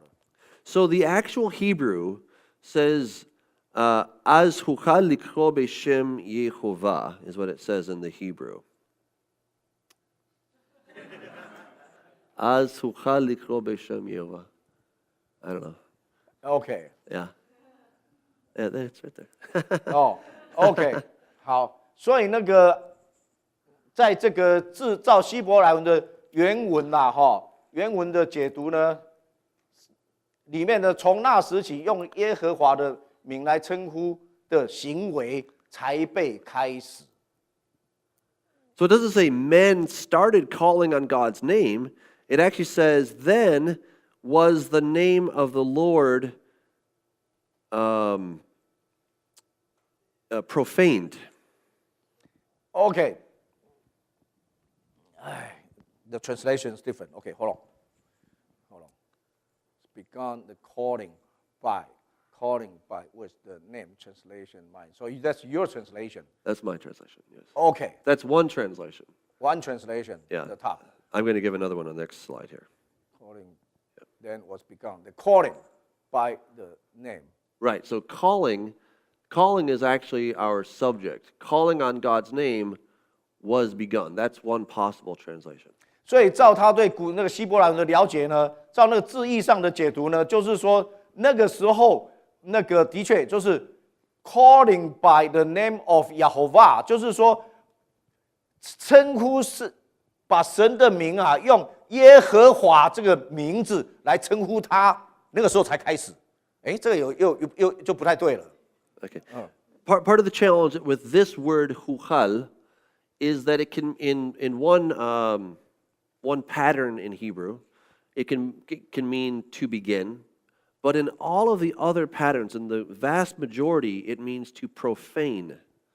所以这个最主要是这个字根这个字根呢，胡哈这个字胡哈这个字呢，它是你的确可以在它被动态里面呢，你把它解释成开始这个字，可是，在更多的时候，在这个字根是被拿来是那个字根是被拿来用亵渎。So this 亵 word, 渎这个意思，不是开始这个意思。it's from the basic root halal, and it means to profane. 所以呢，这个刚刚讲的那个 "huhal" 那个字呢，是从那个希伯来有限的那几个字根里面来。那字根是从那个 halal 那个，那 halal 这个基本上的字根的意思就是亵渎，把它玷污了，这个意思。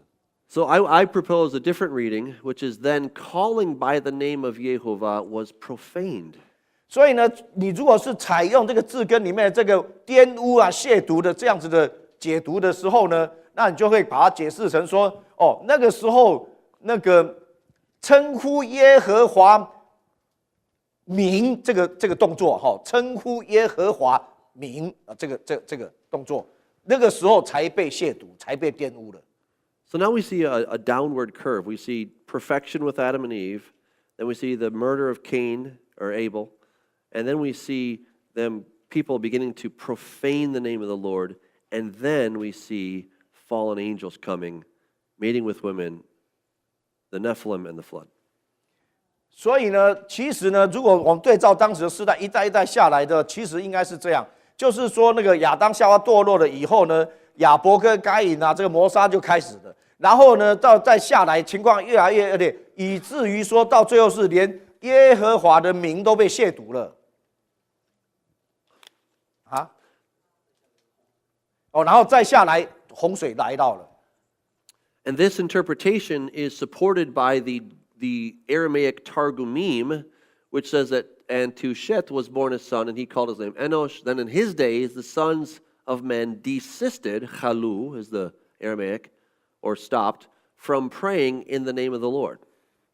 OK， 所以呢，在这样子的说法呢，在那个Targum那个经文里面找到的抄本呢，里面创世纪4章26节，那个时候，在这个抄本里面所记载，那个解读是正确的解读，就是说，从那时候起，人才开始亵渎耶和华的名。那赛特也生了一个儿子，起名叫以挪士。那个时候，人停止求告耶和华的名，是 desist 停止求告，不用耶和华这个名来称呼神了。比如说用巴力啦，用什么孙悟空啦，用什么的。So just before we stop for the break, to really show that this interpretation is completely impossible. Technically speaking, every person ever born is a son or daughter of Adam. 所以呢，要休息前我们再整理一下哈。所以刚刚讲到，这个赛特的这个理论呐，是完全不能够成立的，因为很直接，就是人的女儿们就是人类的女儿，就是这么简单。And Genesis chapter 6 is talking about two dissimilar, different groups. 然后呢，在创世记第6章呢，讲到两个不同的群组，神的儿子们就是天使们，然后人的女儿们就是亚当的后裔，就是人这两个不同的物种的群组。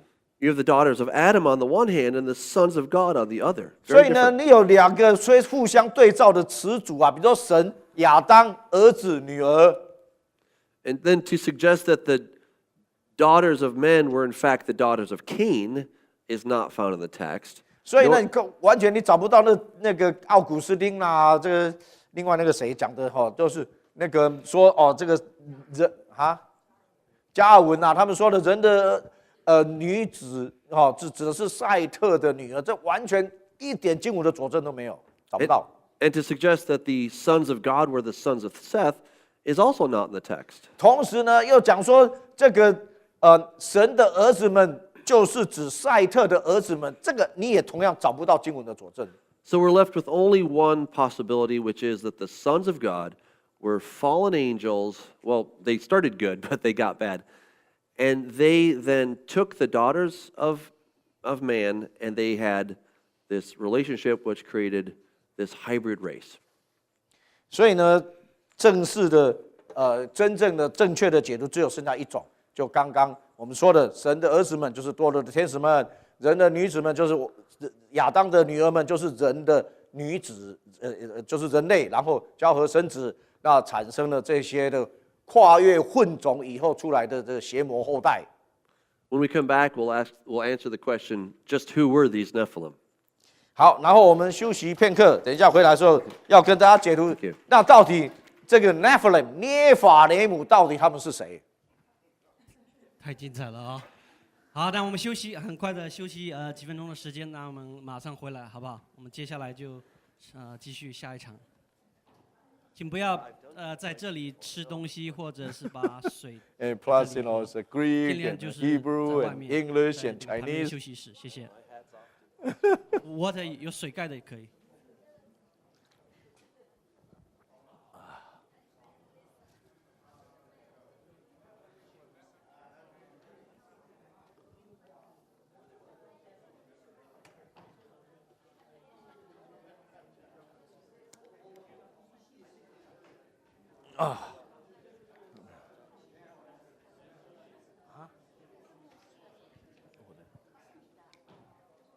是不是？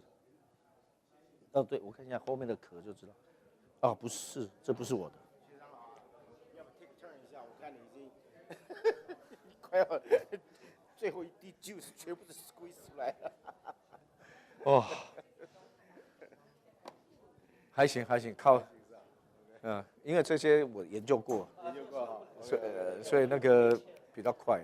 因为你充满激情，所以你翻译起来特别费力。你比讲员还有激情。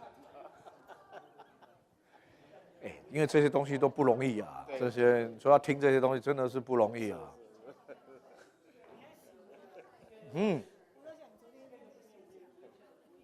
有啦，昨天睡了5个小时。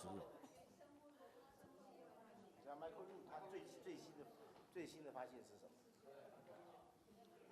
上次听了好几个都是从来没听过的，因为我听那个飞行的书卷，我一直以为是那个不是就是送出来的那个东西哈，我一直以为是人造卫星，那个天上的卫星，因为以前那个有的人以为是飞碟。对那个什么 Richard Guzowski， 他解释是人造卫星嘛，片形做。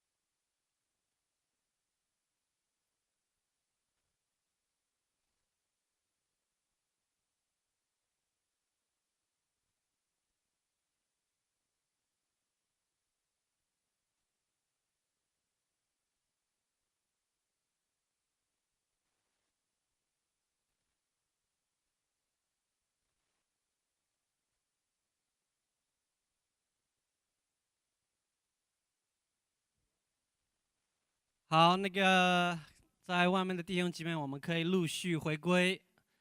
我们还有很多的内容要讲，所以我们就抓紧时间啊。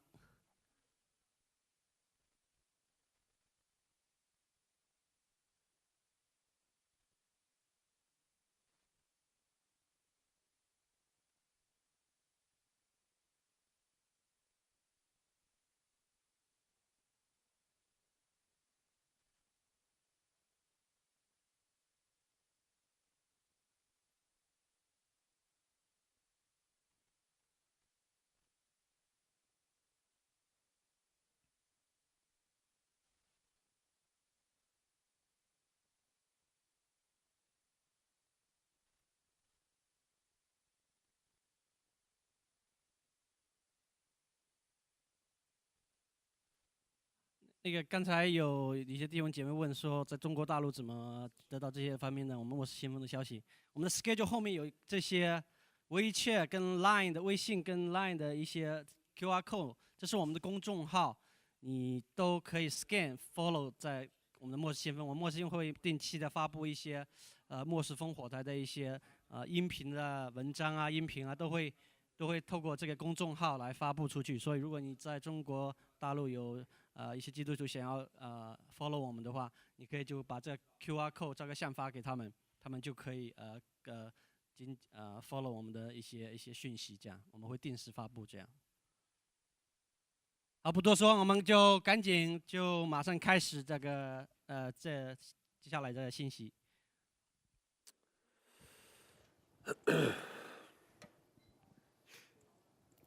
Ready? Yeah, ready. Okay. All right, here we go. So, now to answer that big question, who were the Nephilim? 所以现在一个大问题的解答要来了哈 ，Nephilim， 涅法雷姆到底是他们是谁？是怎么来的？ Again, looking at Genesis chapter 6, verse 4, it says, Nephilim were on the earth in those days and also afterward. 好，创世纪第6章第4节就讲得很清楚，说在那个时候，还有在后来都有Nephilim， 就是我们这直接中文是要翻作巨人，其实它不是字面的意思不是巨人的意思啦 ，OK， 所以我宁愿把它翻成涅法雷姆啊，照音来翻了。So it says there were Nephilim on the earth in those days, back in Noah's days, and also afterward. After what? After Noah's days. Why or how? When? Because the sons of God came into the daughters of men and they bore children to them. These are the mighty men who were of old, the men of renown. 所以这里面讲到，就是在诺亚那个日子、那些日子，还有诺亚以后的日子都有。然后这些的 Nephilim 是怎么来的？好，这些 Nephilim 呢，是因为神的儿子们跟人的女子结合产生出来的。So that tells us that these fallen angels came and did something bad in Noah's day, and they also did something bad after Noah's day. 所以基本上呢，告诉我们说，这些坏的天使们呢，在诺亚的时候呢，做了这些坏的事情，之后还有一样的一些坏的天使们呢，在之后的世代也做了同样的事情。The word Nephilim comes from the Hebrew word nafal, which literally means to fall. 然后 Nephilim 就是涅法雷姆的 Nephilim 那个字哈，它的字根叫 nafal 是堕落、掉下来的意思。And this is the causative form, which means that they cause something to fall. 然后呢，这个呢是好像一个主动形态的，它那个这个是它使哪一些东西呢掉下来或落下来这个意思。Now, the way the Greek Septuagint deals with this word is they translate it as gigantes. 好，然后那个希腊的74译本就直接把 Nephilim 这个希腊字啊，这个希伯来字呢，就把它翻译成 gigante 呢就是那个巨人啊 ，giant。So gigantes comes from the Greek as a word that refers to earthbound or earth ones.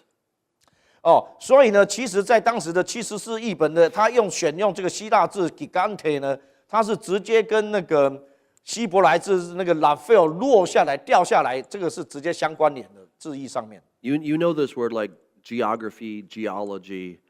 that's the same idea, ge. 哦，所以为什么那个地理啦、geography 啊、geology 啊、地形学啊什么，这个一个 G 就是 ge 这个字来的，就跟地是有关系的。And in classical Greek literature, someone who was a gigante was half god and half man, kind of like Hercules.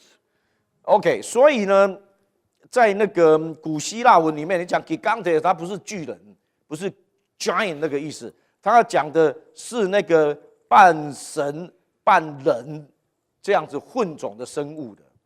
So when the Alexandrian Jews translated the Hebrew text into Greek, they chose this word because they knew what it meant in classical Greek literature.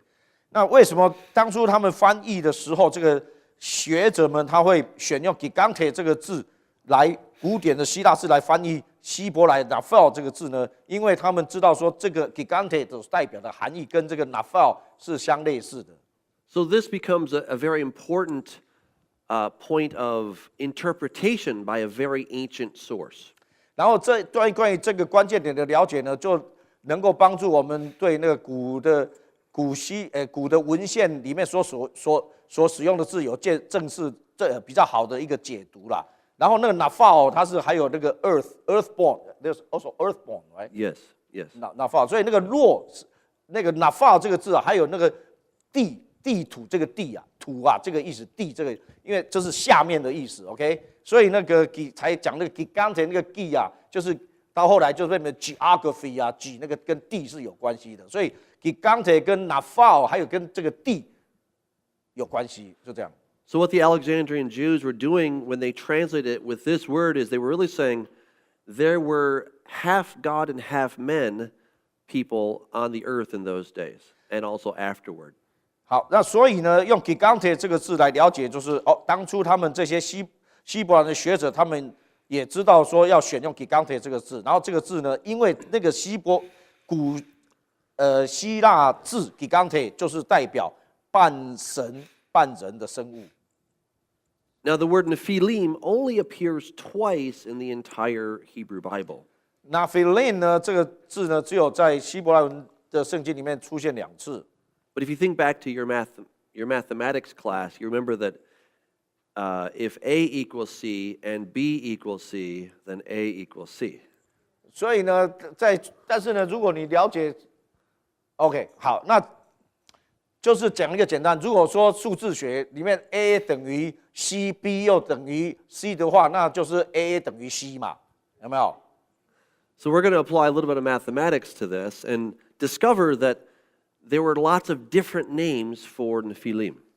好，所以就同样的呢，我们来看他们等来等去呢，我们就会知道说，其实圣经里面呢用的一些字，表面上看起来不一样，其实都一样。So after the 12 spies went in to spy out the land, and they came back and gave a bad report, they said that we saw the descendants of Anak, and the descendants of Anak came from the giants, or the Nephilim. 好，那比如说亚纳族Anak 这个字，那这个他们民数记里面就讲得很清楚，亚纳族的后裔是来自 Nephilim， 刚刚的 Nephil 有没有 Nephilim 涅法雷姆就讲得很清楚了。So this word Anak, it literally means long-necked, but it also means tall or giant. 所以 Anak 这个字呢，字面上它有这个脖子很长的意思，但是另外呢，它还有一个意思就是它身量非常高大、巨大。So the descendants of Anak come from, or the descendants of Anak are descendants of the Nephilim. 所以这个亚纳族的后裔呢，其实也就是这个 Nephilim， 刚刚那个涅法雷姆的后裔。Now people often ask, well, wait a second, didn't they all die in the flood? 然后人家就问说，等一下啊，那他们不是在洪水的时候全死光了吗？ Yes, they did. The Bible's very clear. Only 8 souls survived through the flood. 所以是的，圣经讲得很清楚，就只有诺亚一家8口生存下来了。But the text tells us that there were giants on the earth in those days and also afterward when the sons of God came in to the daughters of men. 所以呢，但是创世纪同时也讲得很清楚，就是说这个 Nephilim 这些就是那样巨大的这些呢巨人们，他半人半仙的这些呢，不止在诺亚的时代，在诺亚以后的时代又有了，这个也是讲明的。So when the children of Israel came into the promised land, they didn't want to go in because there were really big people there and they were scared. 那所以呢，这些摩西啦、耶稣呀，他们这些要进去的时候呢，那些以色列人他不愿意进去啊，因为看到这么声量这么巨大的，吓死的不敢进去啊。So let's take a look and see all of the equations that we can find and who are these different names for Nephilim. 好，然后呢，同时呢，也不只是亚纳族的，还有其他族的这些呢，不同的族的名字呢，讲来讲去都是巨人。So Moses speaking in Deuteronomy, he says the Amim formerly lived there, a people great and many, as tall as the Anakim. Like the Anakim, they are also counted as Rephaim, but the Moabites call them Amim. 好，所以呢，《申命记》第二章10节11节，摩西自己就有讲说，在那个地方呢，有以米人住在那里，人数众多，身量高大，多高？跟亚纳族的人一样高。OK， 然后这些以米人就好像亚纳人，然后呢，也是算作 Rephaim 利伐因人。可是摩押的人呢，把这些 Rephaim 呢，又叫做以米人，所以弄来弄去，反正亚纳族亚纳族人就等于 Rephaim 利伐因的人又等于以利人，讲去都一样。So we so far see that Nephilim equal Anakim, and Anakim equal Rephaim, which equal Amim. So they're all the same. 所以命来命去都一样啦，都是Nephilim啦。And it says here, it is also counted as a land of Rephaim. Rephaim formerly lived there, but the Ammonites call them Zamzumim, a people great and many and tall as the Anakim. 好，然后继续呢，《申命记》22章又继续讲了，在那个地方呢，也算为利伐因人的地方 Rephaim。然后因为之前他们住在那里，那亚门人又称他们作为善颂民人，就是 Zazumim。他们声量高大，也是一样，像亚纳人那么高。So again, the Rephaim equals Zamzumim, Zamzumim equal Anakim, Anakim equal Nephilim. 好，所以一样的，这个利伐因人就等于善颂民人，善颂民人又等于亚纳族人，亚纳族人又等于那个 Nephilim， 涅法雷姆。And now we see King Og of Bashan, that he is a Rephaim. Og, the king of Bashan, was left of the remnant of the Rephaim. 然后呢，特别申命记3章11节讲到巴珊王2，他是巴珊王本身就是利伐因人，而且讲到说这个利伐因人是残留的，就是利伐因人里面当时候还残留还剩下的少数之一。All that portion of Bashan is called the land of Rephaim. 还有巴珊全地啊，都称为那个利伐因人的土地。And we see King Sihon, he's of the Amorites, and he's also of the Rephaim. 还有亚摩利王西宏啊，他西斯本呢是亚摩利王西宏的京城。那亚摩利人的这个王西宏啊，也是利伐因这个地方的。And then speaking of King Og again, it says his land is the land of Og, the king of Bashan, the two kings of the Amorites, who lived to the east beyond the Jordan. What you did to the two kings of the Amorites, Sihon and Og. 然后另外呢，又提到这个他们得了他的地，得了巴珊王2的地，就是两个亚摩利王在约旦河东向日出之地，并且你们怎么样OK， 就在这里呢，就讲到，反正巴珊王2又等于利伐因人，又等于亚摩利人。And then we read about Goliath. You know him. He's the most famous giant in the Bible. 然后最有名的那个巨人歌利亚。At Gath, where there was a man of great stature, he was also descended from the Rephaim, and the Septuagint here reads the Giganton, the giants. 好，然后呢，在这里面呢，有讲到说，在加特有一个伟人，就身量巨大的，不是伟大的伟，是身量很大的巨人啊。然后呢，他也是巨人的后裔，就是 Rephaim 这个后裔。然后在74译本里面，这个直接使用的字就是用巨人这个字。And then we read of Lachmi, the brother of Goliath, the Gittite, at Gath. He also was descended from the Rephaim or the Gigantes. 所以呢，我们也同时读到歌利亚他的兄弟啊，叫做拉哈米。拉哈米呢，他也是利乏因人，而且他同样那个字70本也是叫他做那个巨人。So far we have the Nephilim, we have the Anakim, we have the Emim, Zamzumim, the Anakim, the Rephaim, the Amorim. These are all the same kind of thing. 所以呢，这里面呢就很多的 name 啦，哈，这些很多的 name 里面有亚摩利人呐，有利乏因人呐，然后还有巴山王利乏因人，还有善颂名人呐，还有以米人呐，这些全部都是巨人的后代有关系的。Did you know that there were Nephilim in the days of Abraham? 你们知道吗？在亚伯拉罕的时候有 Nephilim 有巨人的。We read about this in Genesis 14. 我们在那个创世纪14章的时候读到。In the 14th year, Cherdolaomer and the kings who were with him came and defeated the Rephaim in Ashtaroth, Karnaim, the Zuzim in Ham, the Emim in Shaveh Kiryataim. 哦，所以创世纪14章哦，精彩精彩。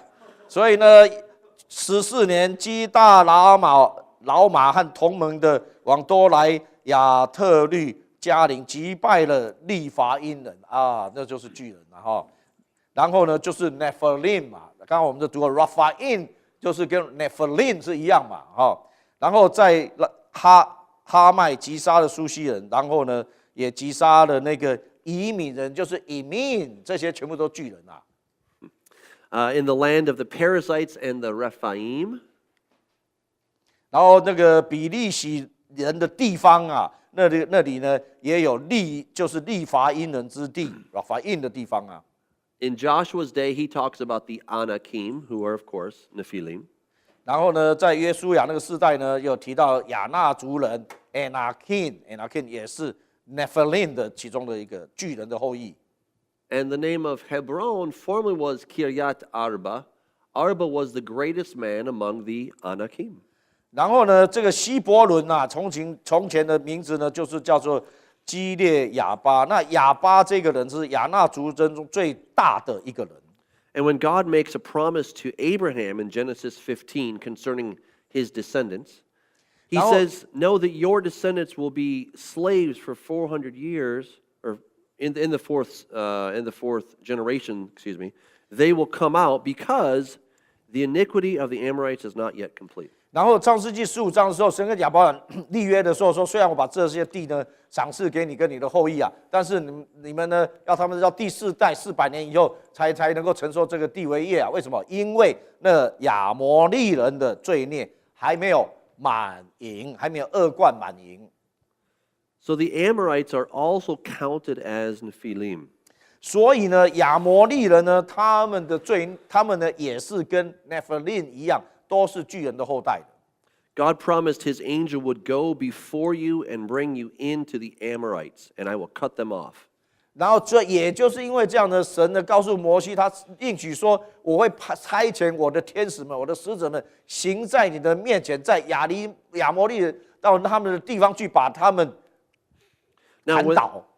When the 12 spies went into the land and came back, what they said was the Amalekites dwell in the land of the Negev, that's south of Jerusalem. The Hittites, the Jebusites, and the Amorites dwell in the hill country, that's the Jerusalem area. Then the men who had gone up with them said, "We are not able to go up against the people, for they are stronger than we are. The land through which we've gone out to spy it out is a land that devours its inhabitants, and all the people that we saw in it are of great height. And there we saw the Nephilim, the sons of Anak, who come from the Nephilim, and we seem to ourselves like grasshoppers, and so we seem to them."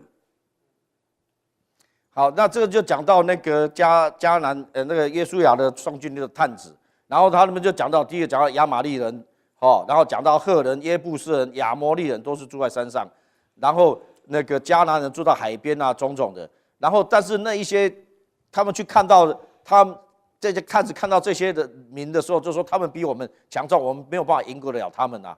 然后而且那个探子里面报信的就讲说，那些地方的那个居民因为声量那么大不够吃啊，你知道吗？所以那个地方呢是吞吃居民之地啊，谁到那里去啊，就被他吃掉啊，这样子哦。然后呢，而且他们那些这么高，我们在他面前好像蚱蜢一样啊。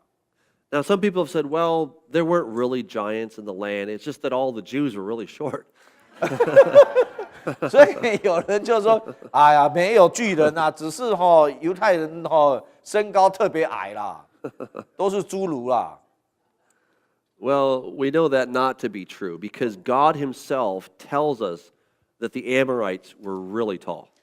我们知道这不是对的，因为神自己的话语告诉我们说，亚摩利人真的很高。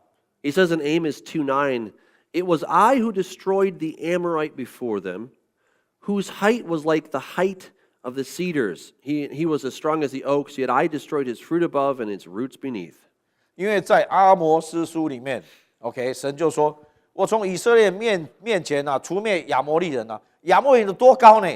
那个高的跟香柏树那么高啊，一棵香柏树几十英尺的高哎，坚固如橡树，我却上灭它的果子，下绝它的根本，把它全部灭掉。” Now, I know that China is a land that does a lot of fishing, so you probably have fishing stories just like we have fishing stories in America.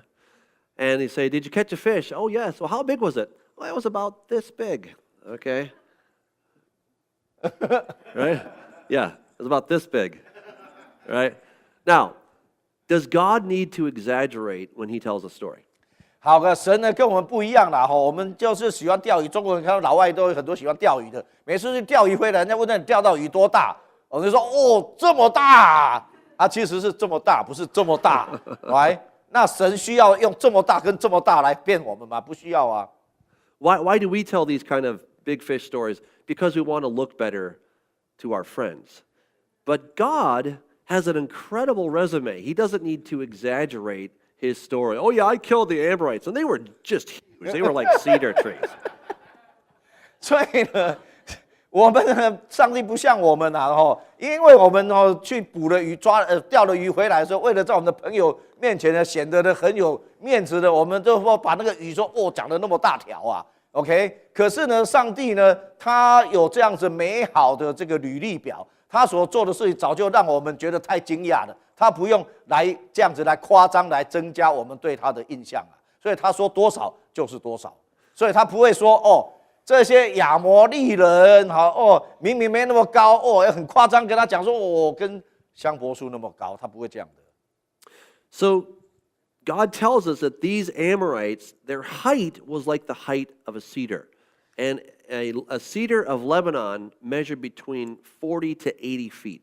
好，上帝亲口告诉我们，他们高就像香柏树这么高，在黎巴嫩的香柏树多高？40英尺到80英尺的高度。On another occasion, God compared the tail of the behemoth like a cedar tree. 好，然后这个恐龙巨兽啊，约伯记里面40章，那个上帝呢自己也来形容了这一个恐龙巨兽啊，它摇动那个尾巴啊，那个尾巴的长度啊，如同香柏树。In paleontology, we've recently discovered the Diplodocus. It's a sauropod dinosaur, and it had a massive tail. 然后呢，在这恐龙的考古里面呢，的确有发现这一种种类的这种恐龙，它们的那个尾巴真的有几十英尺的长度啊。They used to think that the tails of dinosaurs would go down and drag on the ground, but then they discovered that they're actually erect, and they went behind the animal like this. Go behind the animal. It stood up. It stood erect like that. Yeah. 所以呢，他们以前以为他们的尾巴好像狗是这样垂下来的，其实不是。他们发现说，其实恐龙的尾巴，他们是虽然那么长，但是它是好像就挺在半空中的，你知道。And this creature, this Diplodocus, had a tail that was 46 feet long. 所以这样子的恐龙，它的那个尾巴长度46英尺的长度。So that sounds like a cedar tree to me. 那这个长度还真的，你这样一看，哇，这真的是香柏树的长度啊。You may read some commentaries and they say that this creature was an elephant. But elephants don't have a tail that's like a cedar tree. 所以呢，有些解经书呢，他就说啊，不是，这些是大象。可是你告诉我哪一只大象有40英尺长的尾巴？ They have a little tail that's a fly swatter. 就是那么短短的一点点而已。So again, is God exaggerating, or is he giving us a pretty good description of what was actually happening back in those days? 所以呢，上帝是夸大其词呢，还是说他给我们的是一个精确的、精准的测量的？ We also hear about the size of the bed of King Og of Bashan. 那而且呢，圣经也特别告诉你们，巴珊王2他的床到底有多大？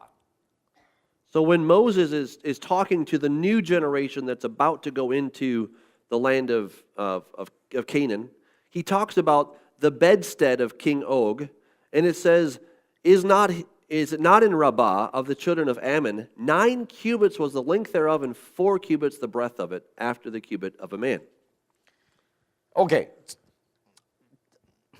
摩西呢，跟那个他的下一个世代要进迦南地那个世代讲说，当初啊，利乏因人所剩下的留下来那个巨人，那个巴珊王2啊，难道他的床对啊，是铁做的啊，而且是长9肘，宽4肘啊，都是以人的肘为长度的。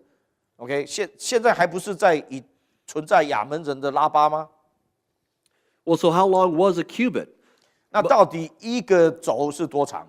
We know that Moses had just come out of Egypt, and Stephen says that Moses was learned in all the wisdom of the Egyptians. 好，那圣经告诉我们说呢，摩西呢在埃及呢学了一切的学问，而且呢那个司提反也告诉我们说，摩西学了埃及人一切的学问。 So it makes sense that he would use the standard measure from Egypt. 所以呢，他会使用埃及官方的那个尺寸，丈量尺寸。 And we've actually found the Egyptian royal cubit. And I went to the British Museum a couple years ago, and I got to actually touch this very thing. It was pretty exciting. 所以呢，的确呢，我们考古呢也找到了，而且存在大英博物馆。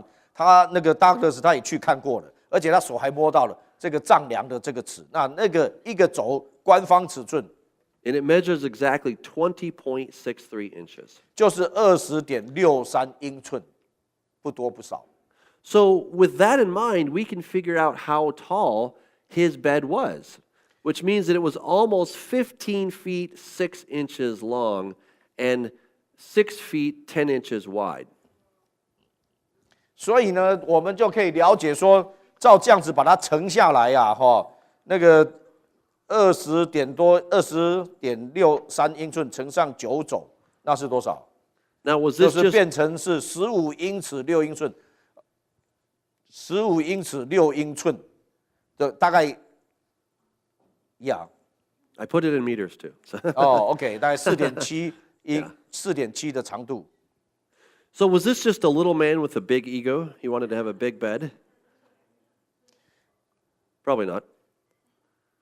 对，所以光是他的床就要快要5公尺了，这 His 样的 bed 长度了。 His bed was also made of iron, which was incredibly rare back then, very hard to get.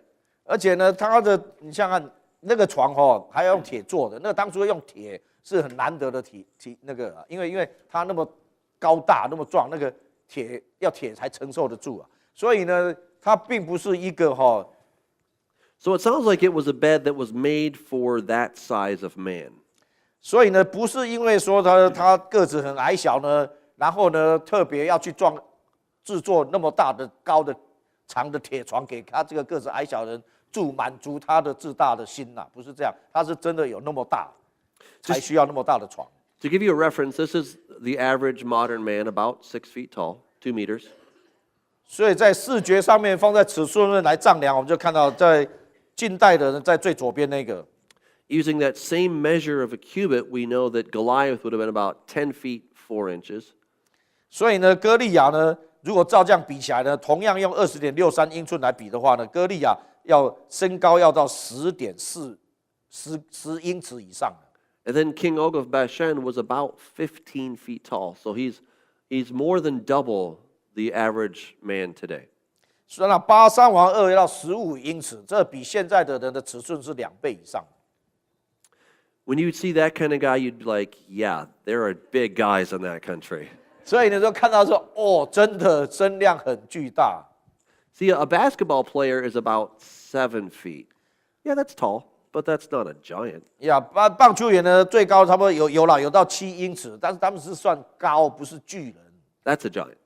那真正的巨人就像这样子，15英尺才叫巨人。So we can really see the difference there. And this has nothing to do with the sons of Seth and the daughters of Cain, as that theory that we heard about. Nothing to do with it.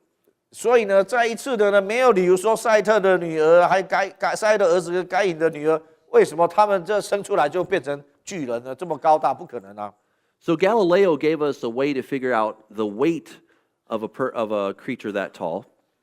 And we can calculate it. We just need the cube of 2.5, which is 15.625. That is to say that King Og of Bashan would have weighed 15.625 times more than a 6-foot man today. So he's 15 and a half times more than the average guy today. 好，所以呢，因为用现代的这些医学的计算呢，你基本上你可以用立方2.5的立方来换算，那这样子你照那个身高，你可以换算出来说83王2啊，那么他呢将是一个一般以6英尺的高度的人呢，你要重量要来比的话呢，他是那个人的体重的15.6倍以上。So if the average man today weighs about 200 pounds, 6 foot, that means that King Og would have weighed 3,125 pounds or 1,420 kilograms. 照这样换算呢，如果是以6尺的一般人6尺的高度200磅的重量，然后你再乘上15.625倍，那你会换算出来3125磅，就1420公斤，这是83王2的体重。And we know that King Og was a warrior, so we can kind of get a guess for how strong he was.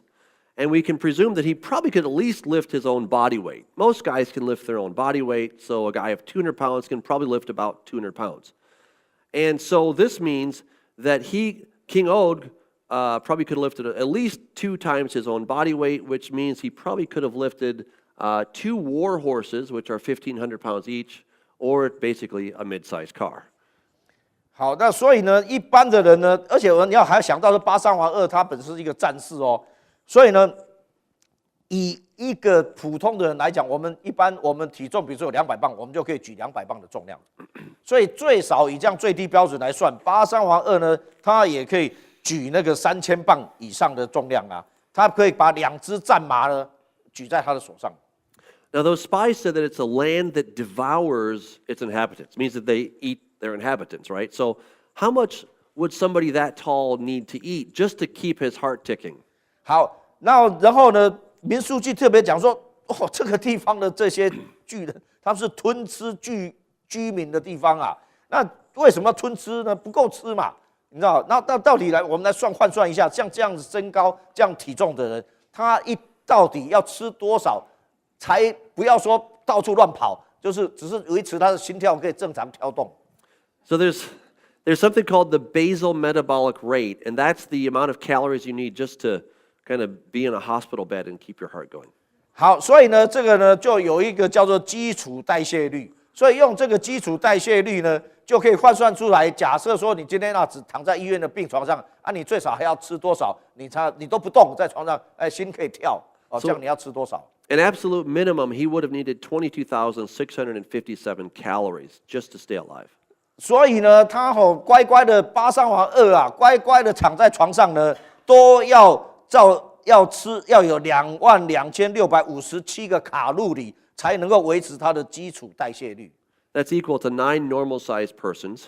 所以呢，需要呢9 ，you may eat 9 person? No, that's how much 9 people need to eat. 好，那就是说呢，相等于9个正常大小的人，他一天所需要吃的。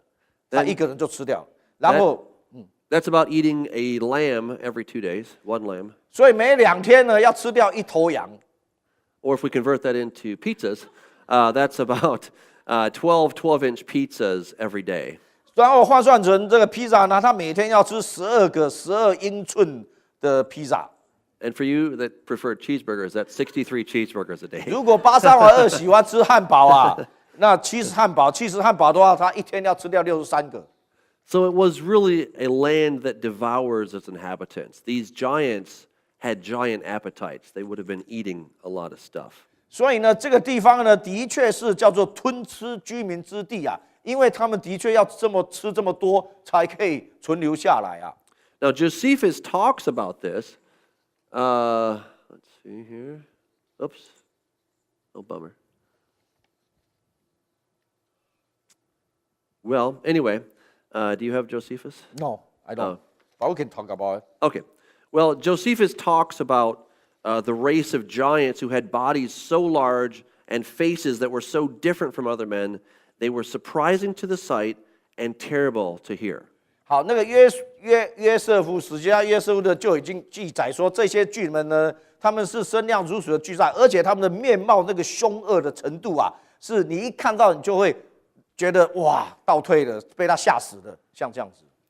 Now we've also found evidence of modern evidence of ancient giants.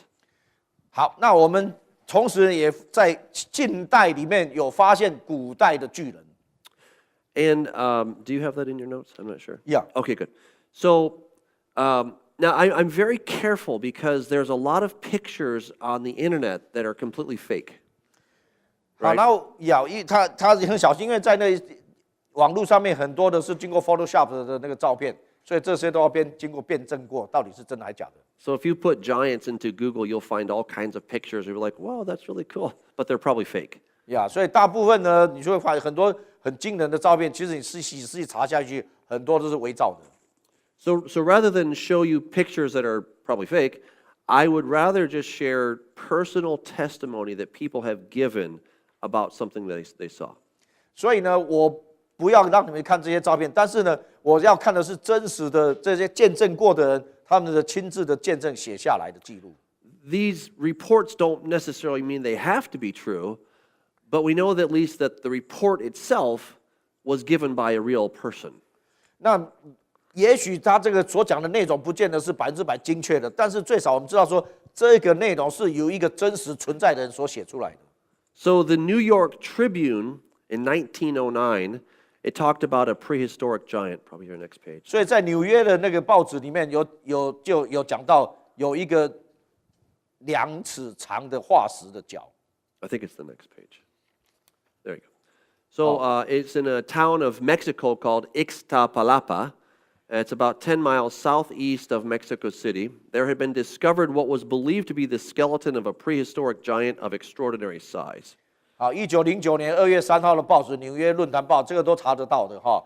史前巨人，那在地方是在墨西哥城东南部大约10英里的那个城镇里面发现巨大尺寸的史前巨人的骨架。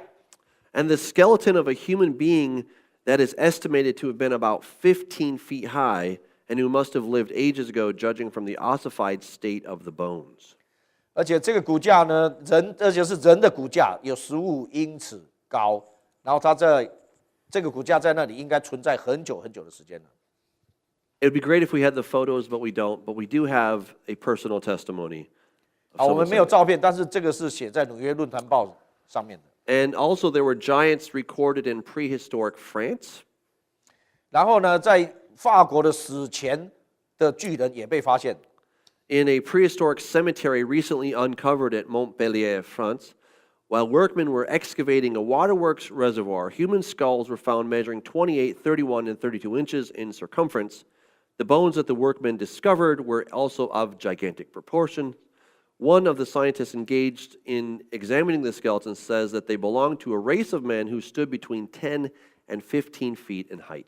那根据那个时候他们在法国蒙索利埃在那边挖掘的时候呢，发现一个史前的墓园呐，然后那个时候呢，有发现了一些人的骨头，然后照换算起来呢，这些的骨头是属于身高10英尺到15英尺的人种。So let's bring all this together. We've investigated, and without reservation, we've concluded that the sons of God were fallen angels. They were the same fallen angels that Jude and Peter spoke about that are kept in chains of darkness reserved in judgment. 好，那我们现在总结一下，首先呢，我们毫无保留的，我们就结论呢，我们就明白说，上帝的众子指的是堕落的天使，而且呢，不止在创世纪里面，而且是在犹大书跟彼得后书里面都有提到，他们这些堕落的天使是被关在那个黑暗的坑中，无底坑里面。They left their domain and they gave up their proper habitation.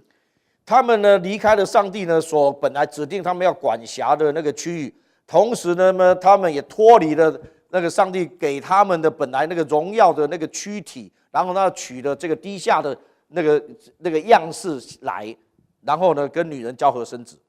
So they came to the daughters of Adam, and from their union were born the Nephilim, which consisted of human demonic genetic material.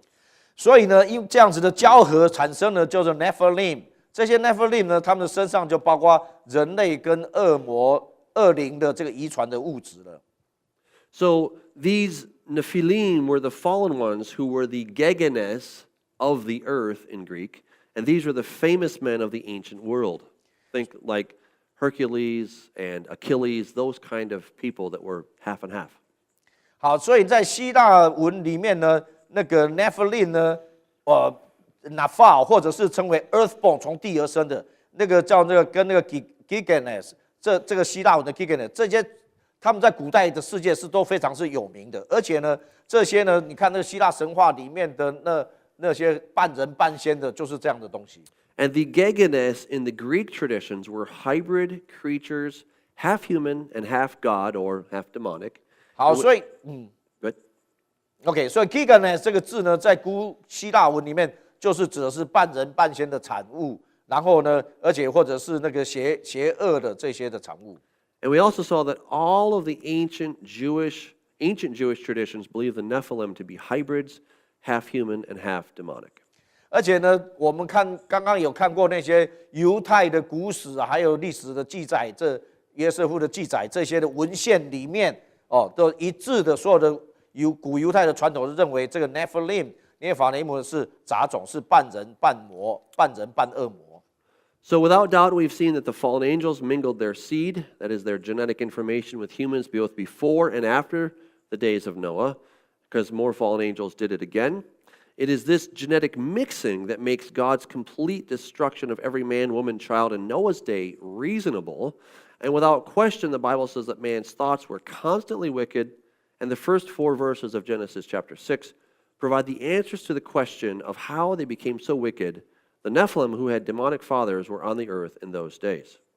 好，所以这个时候呢，我们就总结说，知道说，我们看到堕落的天使在诺亚那个时代，还有之后也有将他们的那个种子那个种子就是他们的遗传信息或是密码，那是在他们的那个基因里面的那些东西，跟人类的基因里面的那些那个基因密码里面混合了以后，然后更多的堕落天使，然后这个时候呢，然后混合了以后，那所以就是因为这样子的基因的混合，或者是在基因的破坏，那这样子呢，造成了说神呢在诺亚的时代要用洪水来彻底毁灭所有有这样子的那个邪魔的基因混种出来的这些的后代，包括大人、小孩、男人、女人全灭，这才是一个合理的一个解释。而且那个圣经里面讲，那个时候人心终日所想的终都是恶。为什么那么恶？就是因为他们的爸爸就是恶魔嘛。We saw the evidence of King Og of Bashan that he measured about 15 feet tall, and he weighed approximately 3,100 pounds, and needed a minimum of about 22,000 calories just to stay alive every day. 我们也知道说，这样子巴山王2呢，身高15英尺，然后呢，体重3100磅，然后他的需要吃的22000卡路里才可以维持基础代谢率。Judging from his stature, Canaan was indeed a land that devoured its inhabitants. 所以光是从这样子的身量，他所需要吃的东西多少来比，就我们知道说，迦南地的确是吞吃居民之地啊。Now, this is really an important point because sometimes when skeptics come to the Bible, they say, I can't believe in this God of Abraham, Isaac, and Jacob because he's a very malevolent God. He's a very mean God. 因为这一点要把这一点要讲的正确的认识很清楚。因为有很多的人呢，他们看到这一段的时候，他说：“我绝对不会去相信基督教的神。”为什么？因为他觉得这个神太邪恶了，他怎么可以这样一发怒起来，把几十亿个人就这样子给摧毁掉了？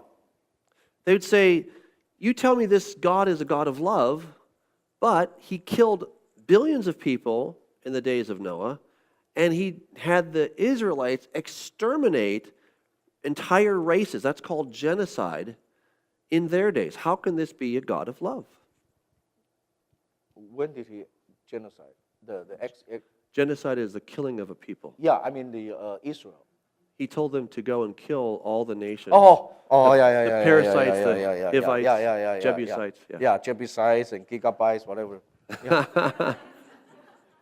Yeah. 就是说，而且呢，不止这样，就是上帝呢，他自己把几十亿的就灭了，而且呢，不只是这样，他还交代这些以色列人进迦南地的时候，什么耶布士人、赫人啊，什么那些就要把他们什么全部都灭了，大的到小的婴孩全部都要灭，这是人种屠杀啊！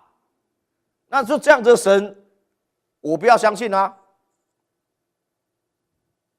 So this is really an important part of human history, because without this key called the sons of God and the Nephilim, we have a God who looks really wicked in the Old Testament, but really loving in the New Testament. But with this, we see a God who's very stable, and he does things which are the best things for the human race. 所以呢，因为我们对于这个经文的正确的解读以后，我们才不会陷入一般的所谓说，旧约的神呢是这么的可怕，然后突然到了新约呢，就变得这么多的这么仁慈出来的。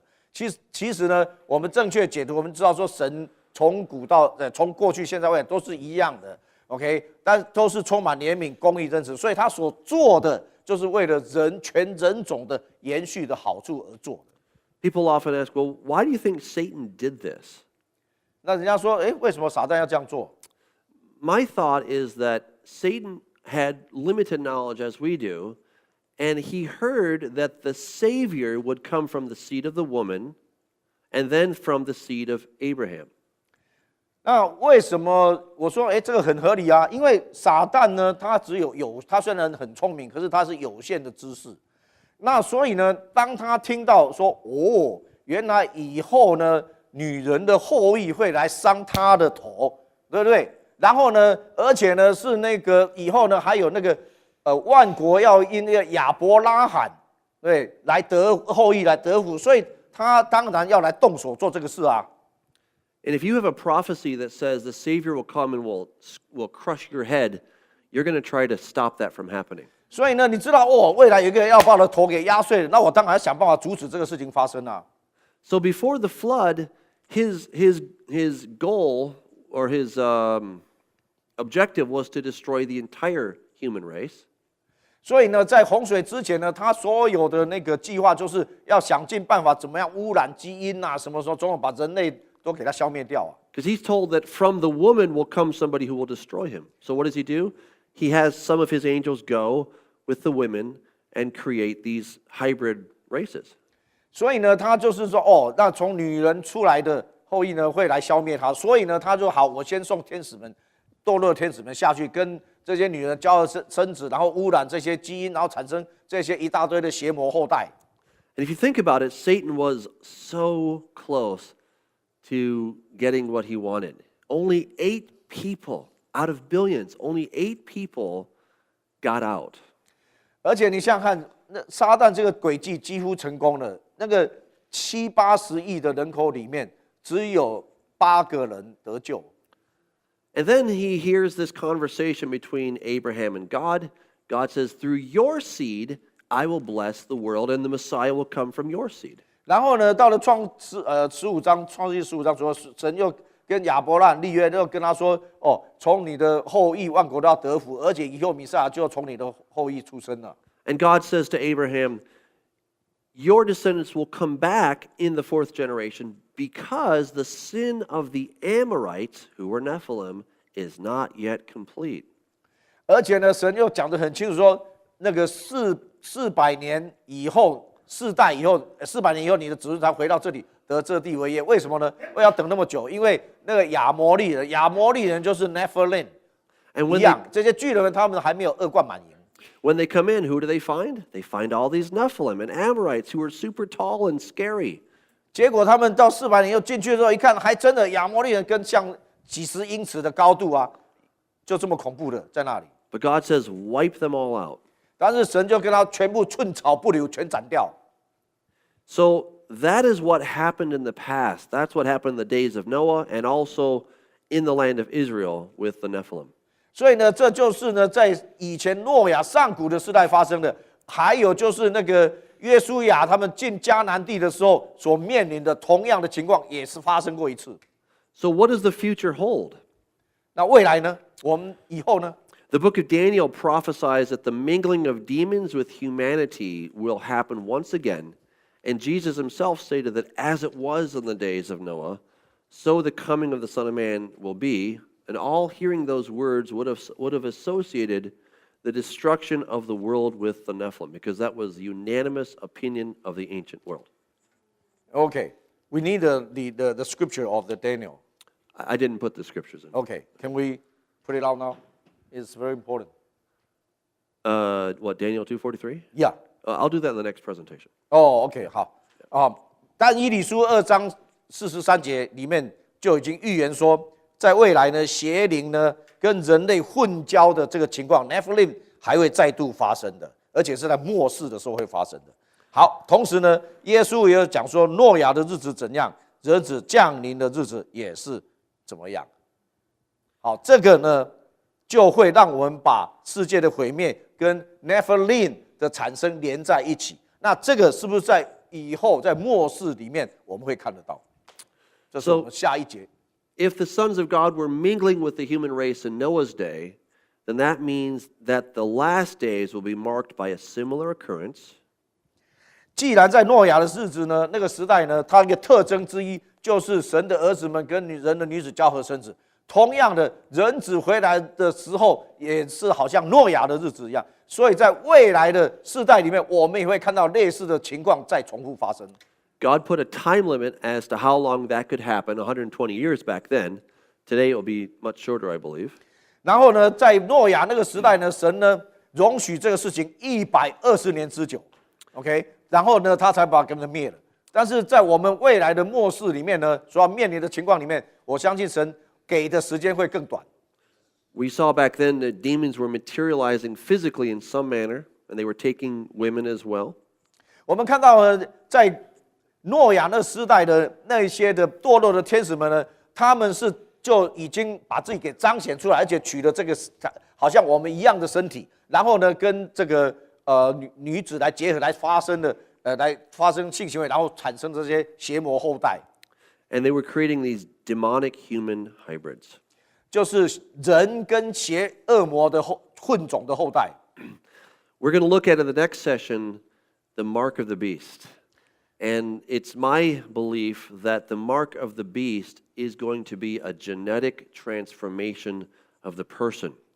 And transhumanism is simply a step toward that end goal. 好，我们在下一节呢，就会来讲到兽的印记。那这个兽的印记呢，道格斯他相信说不是只是一个印记，因为那个牵扯到那个基因的遗传的转移。那而且呢，这个跟后面的那个超人类，不是说超人类是做这个，但是呢，这个跟超人类的发展以后被撒旦拿来使用息息相关。I believe Satan will be very successful in this venture, just as he was back in the days of Noah. 然后我相信呢，在这个未来要发生的这个事情里面呢，撒旦同样的呢会造成很多的他会在很多就是会很成功啦。他会有很多人接受、相信，就变成那个样子啦，就好像诺亚那个时代一样。And the only thing that stopped him was the direct intervention by God back then. That will be the direct intervention by Jesus returning at the second coming. 那当初在诺亚的时代，到是神最后自己出手了，才把事情给阻挡下来了。然后呢，同样的，在未来的时代。那个耶稣再来的时候也是一样，他不会容许这个事情无限制一直下去，他也一样回来的时候，他要把这次事情也是要情况要给他解除掉。So we'll take a break and then we will consider how this all ends in the next session. 好，那我们现在就休息了。好，那在下一节会更精彩。好，谢谢。是现在已经进入到非常精彩的片段了。OK， 好，那我们会在break 之前，我们会有一个奉献的时间。OK， 所以我们每一次办我们的特会也是非常的需要一些的资助这样。